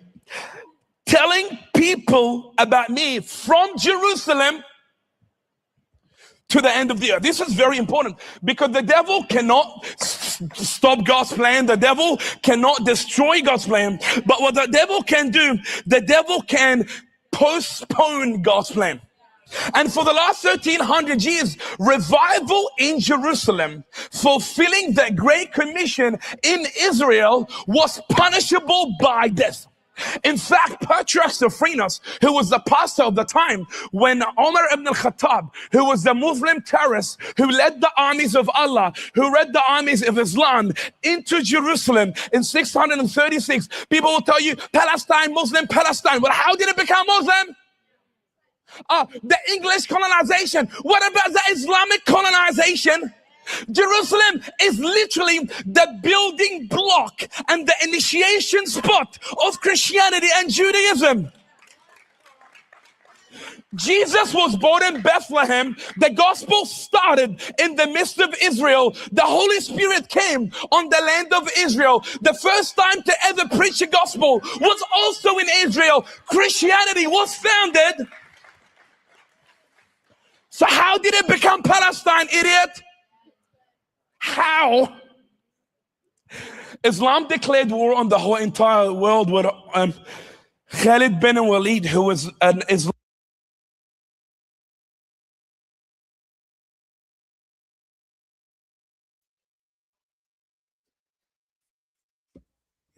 He is cooking. I said this before. He's definitely cooking. I do want to point out something though. A lot of people that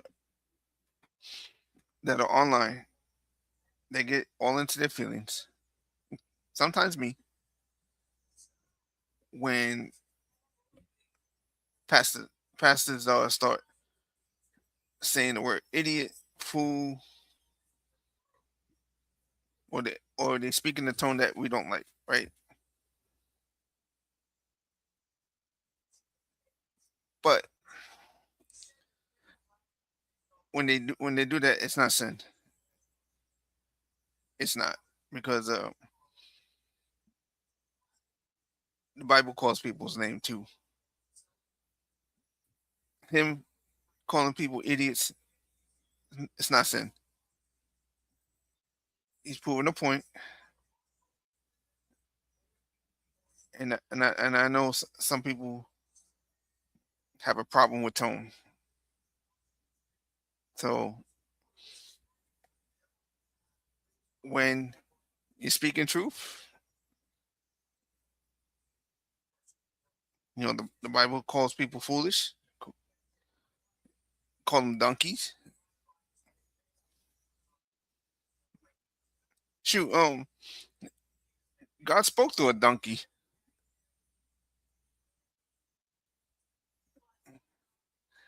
Jesus called people vipers, venomous vipers, false prophets. So when we get in our feelings, we need to read the Bible and see how some of the prophets, Jesus, even John the Baptist, taught to people. John the Baptist, he condemned people to hell. He did.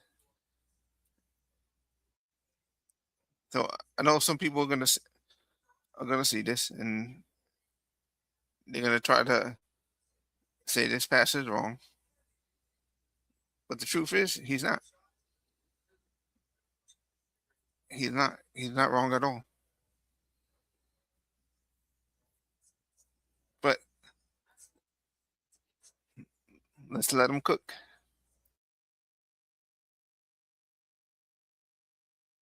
Islamic terrorists and Islamic conqueror was sent with the armies of Allah in order to kill and butcher the Christians and take over the land. They surrounded the city, besieged it before everybody surrendered. Khalid bin Walid was a terrorist Muslim conqueror. He wasn't just that. Khalid bin Walid was literally called the sword of Islam and the sword of Allah. His mission was to eliminate Christianity and the Jews from the Middle East. And that is exactly what they did. So Christianity in Jerusalem went from 90% in 636 AD. Now there is less than 2% Muslims. Guess where is the only nation in the world that Christianity is growing significantly at the moment? Israel. Israel is the only country in the Middle East right now. That's just a fact. Again, this is not theology, philosophy, morality. This is what you call facts and evidence. It's called math and statistics. I know most Australians, you didn't learn math at school. That's why we have a prime minister who doesn't know how to balance the budget. Something called math, you know, that you need to do. I think it should be illegal for someone not to know math, because we create very stupid people. They don't care about facts and evidence. So Israel, factually and statistically, not morally and theologically, is the only nation in the whole entire Middle East right now that Christianity is growing, that you're allowed to build a church, preach a gospel, change a Muslim to a Christian, or a trans to a gay, or a gay to a Christian without getting killed. And guess what? Khalid ibn Walid, the Saif of Islam, the sword of Islam, the literal sword of Allah, who killed the Christian and the Jews and eradicated from the land, he ended up beheading Patriarch Sophronos 1 year after for converting Muslims to Christianity. So Jesus said, go to Jerusalem, but for the last 1300 years, it was illegal and punishable by death to fulfill that great commission in the land of Israel. So the devil cannot stop God's plan, but he can postpone God's plan. The devil cannot cancel God's plan, but he can pause the purpose of God. And what happened in the last 1400 years is that the commands from heaven, the instructions from God, revival has been illegal in that region. I want you to understand. That is why 1948 is a miracle in the making, that somehow, somewhere, they were asking Jesus, has the time come for us to free Israel? Guess when was that time? 1948.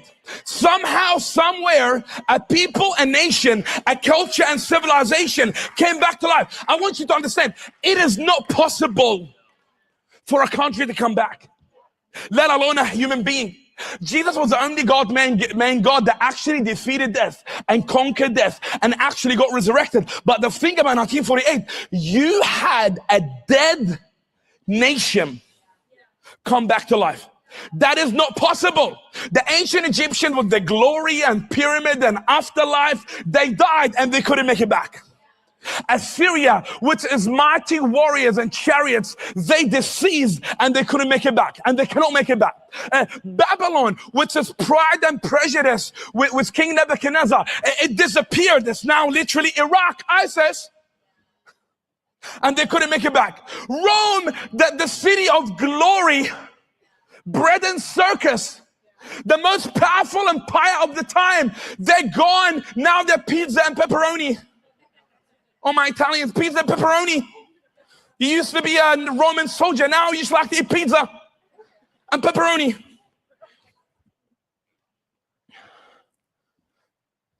It is impossible for a people, culture, nation, and civilization to experience that resurrection moment. But because God said so, it happened. Look what Charles Spurgeon said. This is very, very important. Charles Spurgeon is the prince of preachers. He preached a sermon in 1968. Charles Spurgeon preached a sermon in 1864, literally around 100 years before 1948, the establishment of Israel. It was June 7, 1864, London, which is now London's time. Charles Spurgeon said, we do not attach sufficient importance to the restoration of the Jews in Israel. I anticipate, see, I would have never said that before it happened. I'm a very safe guy. He said that Israel will be restored before it happens because the Bible said so. Look what it said. It said, but I certainly anticipate that the Jews will return to their own land. Do you understand? Egypt is Muslim. It can't get back. Libya is Muslim. We can't get it back. Syria is Muslim. We can't get it back. There is nowhere in the Middle East that we can get back from Islam. It's not possible. 90% of people in the Middle East are Muslim. It's not possible to undo what Islam has done. So for him to say that was fundamentally prophetic and ridiculous, pathetic. It said, I believe that there will be a political restoration of the Jews to their own land.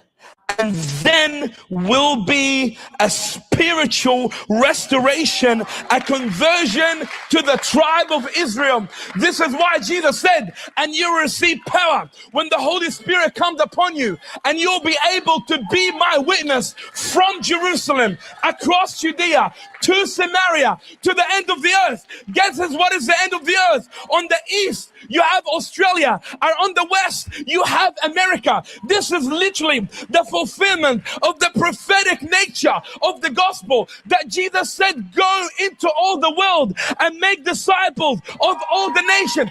There is revival coming in Israel. There is a great awakening that is about to hit the land of Jerusalem. There is an end time harvest coming to the Jewish community, the remnant. It's coming. I don't know what's our part to do this. That's why Jesus said you'll be receive power when the Holy Spirit comes upon you, and you'll be my witness from Jerusalem. Like, that's why for 1400 years, the purpose of God was stopped. Islam stops, pauses, destroys the purpose of God. There was no salvation. There was no revival. There was no church. I don't think people here understand and fathom the idea that you can go to church without getting killed, and that you can tell your neighbor and your mom and your dad about Jesus, but they just got offended. I don't think people fathom. Look what Muhammad said. Muhammad said, if anybody changed their religion, kill them. Muhammad was a gangster. It's like the mafia. Islam is like the mafia. Once you join it, or if you're born into it, once you leave, if anybody changes their religion, kill them. Kill them. So this is the reason our project for the last 3 years have been fundamentally centered about preaching the gospel across the world to the end of the earth. Last year, we raised the finances to literally preach the gospel to the end of the earth. Jerusalem is the center of the earth. America is the western end of the earth. Australia is the eastern end of the earth. The two ends of the earth is literally America and Australia, and God has entrusted us to go to both sides of the earth, preach the gospel, convert the sinners, and make disciples of all the nations. Last year, God said to us, plant Echo Church, Florida. We're doing that next year. That's why we raise the money. This year, the word of the Lord is that God can save this nation. We're ready to see Australia saved. We are ready to see a great awakening at the end of the earth, where Jesus said, you will receive power and you'll be my witness from Jerusalem, across Judea, to Samaria, to the end of the earth. That's the reason this year we are pioneering Echo Church Conference here in the heart of Sydney. That is our breakthrough project this year. God can save a nation. This is a prophetic word of the Lord of the Echo Church this year. God can save this nation. But it was punishable by death to preach and proclaim the word of the Lord. And this is my point. You don't have to like the Jews. You don't have to like the Jews. You don't have to like Israel, even though I do like Israel. It's the holy land where Jesus walked. I love Israel, and I have a very soft spot in my heart for the Jews because Jesus was a Jew. I'm like, no, Jesus wasn't a Jew. Jesus was just Jewish. I'm like, no. In the Bible, it says 15 times that Jesus was king of the Palestinians. Not really. 15 times in the Bible, it said Jesus was king of the Jews. 15 times. That when the three wise men came to Jesus to bow down, they'll say, where is he, the king of the Jews?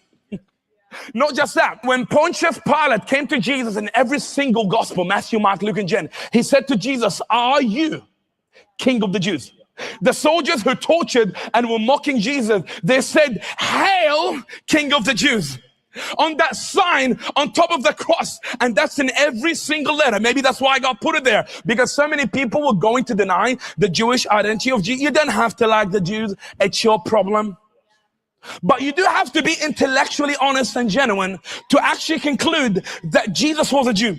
Not just that. Jesus was called in the Bible a Jewish rabbi. A rabbi literally means a Jewish master who is well equipped in the Torah.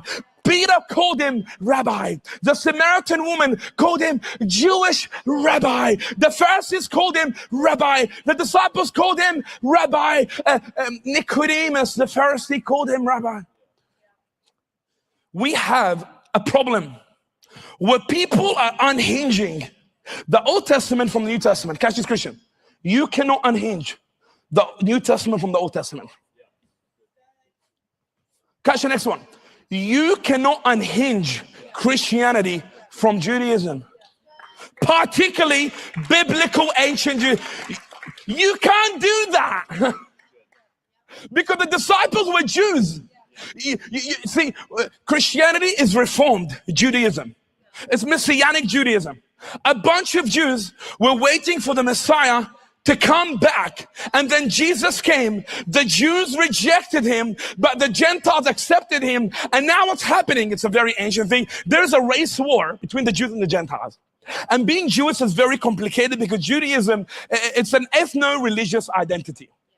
That's why everybody plays on it every time. I told you, it's all about confusion and lack of definition. Every time you talk to someone, when you ask them about the definition, they get very angry at you. You're like, gay marriage, love is love. I'm like, what do you mean? And they get angry when you ask them the question. I'm like, can you give me definitions? Like, does love, what does that even mean? Like, does it mean I can marry a dog? You need to define your words. But that's the thing. The whole Jew and the Jews and the Jews and the Jews, it's a very complicated identity because it's an ethno-religious identity. It's both an ethnicity and an ideology. It's both a culture and a religion. It's both an ethnicity and a moral principle. So you're born a Jew. We're literally in West Palm a few weeks ago talking to the Jews. They're like, good goy, good goy. I'm like, the word goy is in the Bible 500 times. Goy in the Hebrew literally means nation. When people tell me good goy, bad goy, good goy, I'm like, I'm a good goy. Because it's in the Bible. Again, people are demonizing biblical words. Zionism, I'm like, well, Zion is in the Bible. So I'm kind of believing Zion, which is Zionism. It's a literal place and space of Israel. So of course I believe in Zion. Of course I believe in the goy and the goys and the big boys and the bad goys and the good goys. It's in the Bible. I'm not demonizing biblical. So what people will do that hate Jews, they will not define to you what Jews mean. I'm like, Karl Marx was a Jew. Jesus was a Jew. Paul was a Jew. George Soros is a Jew. Ben Shapiro. There are so many Jews. But that's the thing. There is ethnicity and there is religion. And that's what complicates the whole thing. So you are born Jew, but you can also become a Jew if you believe in the religious principle. So the problem you have in the moment, some people have an ethnicity of Jews, but not the religiosity of Jews. Some people have the religiosity of Jews without the ethnicity of Jews. Some people have both the religion and the ethnicity. And that's what makes it very complicated. It's not like Islam. Islam is not an ethnicity. I know Albanese likes to say Islamophobia is racism. I'm like, Islam is not a race. It's a religion, idiot. I'm like, a white person, an Asian person, an alien can become a Muslim. So Judaism, though, it's a bit complicated. It's an ethno-religious identity. So that is the whole. That is why when people talk to you, they're failing to give you definition of what does it mean. When you say the Jews, I'm like, what does that mean? You need to give me a definition before you give me the attack. You know what I'm saying?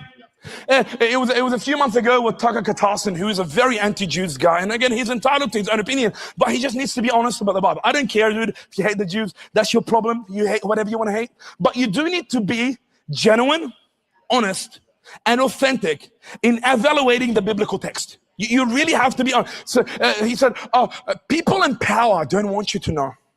Jews love, people in power don't want you to know that Muslims love Jesus. I'm like, yeah. Oh, wait, Jesus. The Muslim Jesus or the Jewish Jesus?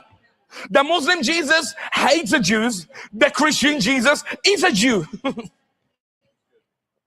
The Muslim Jesus is just a prophet. The Christian Jesus is God.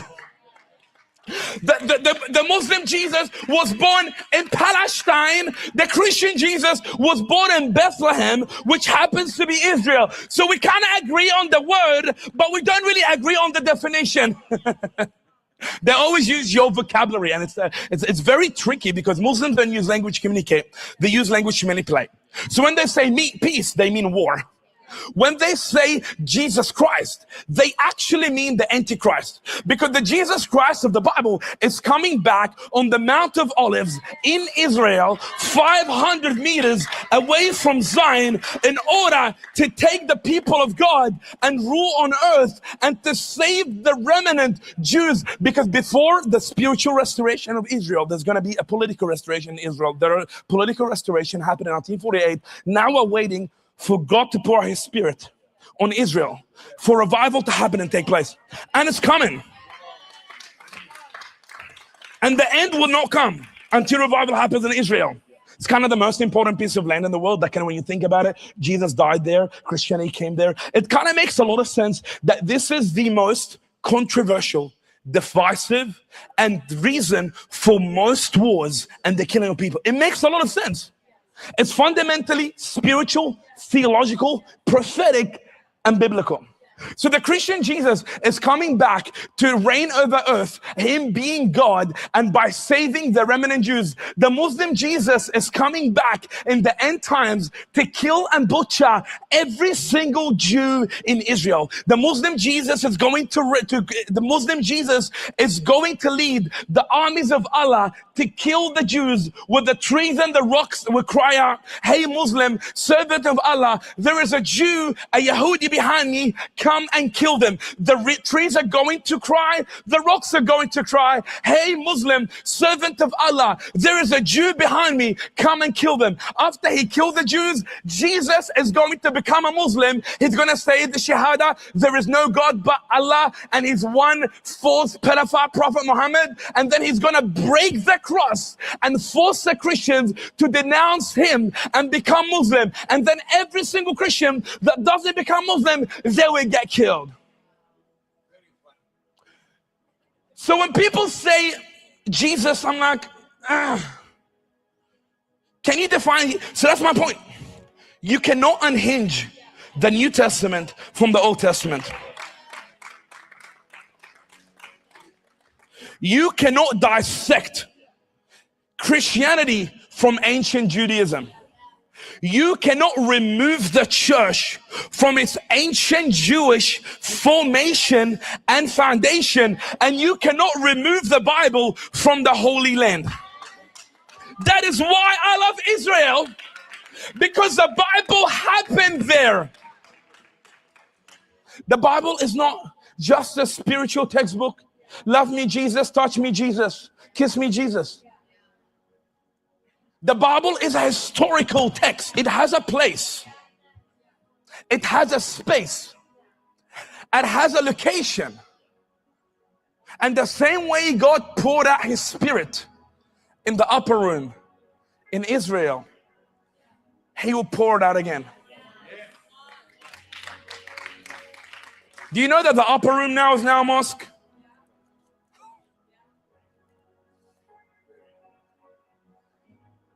Do you know that for 1300 years, the gospel could not be preached in the place where it was birthed? Did you know for 1300 years,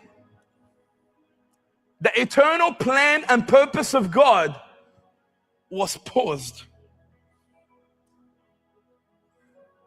It's a big deal. And that is why, that is the reason the Bible said in Psalms, when the Jews went back to Jerusalem, it was just a dream. That's why Isaiah said in the last days, the mountain of the Lord will be the highest on the Mount of Zion, and people from across the world will go to Zion. I'm telling you, you'll be shocked how many times that word Zion, every single prophetic end time prophecy contains something about Zionism. It's like in the last days that the mountain of the Lord shall be the highest,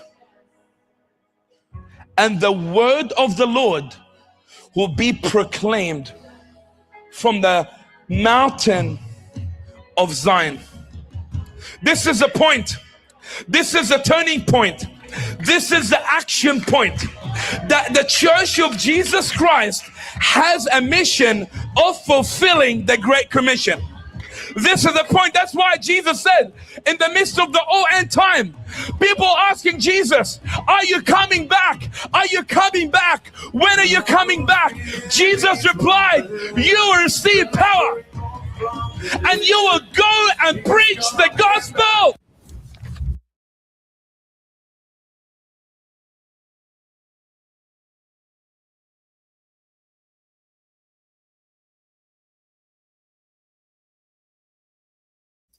All right, guys, about to wrap it up. You had me for 3 hours. So I hope everyone enjoyed it. I'll be back on my late night readings and doing everything else. So I enjoyed it. Learned a lot. I hope you guys did learn a lot as well. God bless y'all. And I'll see you on the next one.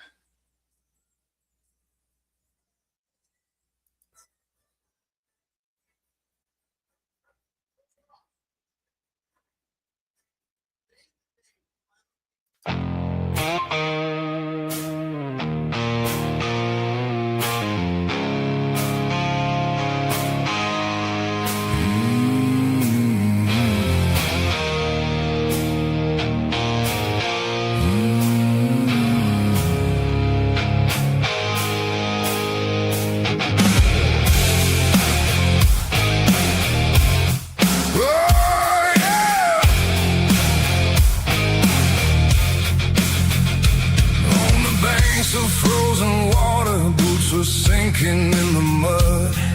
A tired line of farmers face the empire, face the flood. Iron mouths and scarlet march with fire in their eyes, but the homegrown hands were steady and the smoke rose to the skies. Tell the night to hold, tell the line don't break. There's a name up front and a country wide awake. George Washington, lead us through the fire. George Washington, lift this fading choir. George Washington, set the border lines. George Washington, we belong to Jesus tonight. That valley forged the winter, bit through bone and prayer. Ration scarce, but something held the hunger in the air. He stood with tattered officers in the bitter wind and snow. Said if we fall together, then our seed will still grow. Tell the dark to wait, tell the fear step back. There's a hand above on this ragged, bleeding track. George Washington, lead us through the fire. George Washington, lift this fading choir. George Washington, set the border lines. George Washington, we belong to Jesus tonight.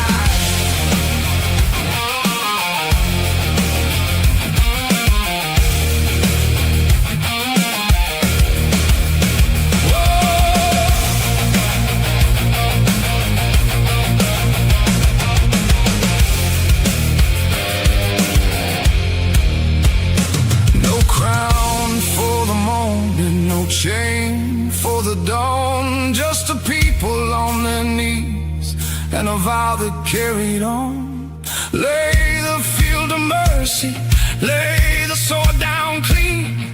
Dedicate the nation to the King of Kings. George Washington, lead us through the fire. George Washington.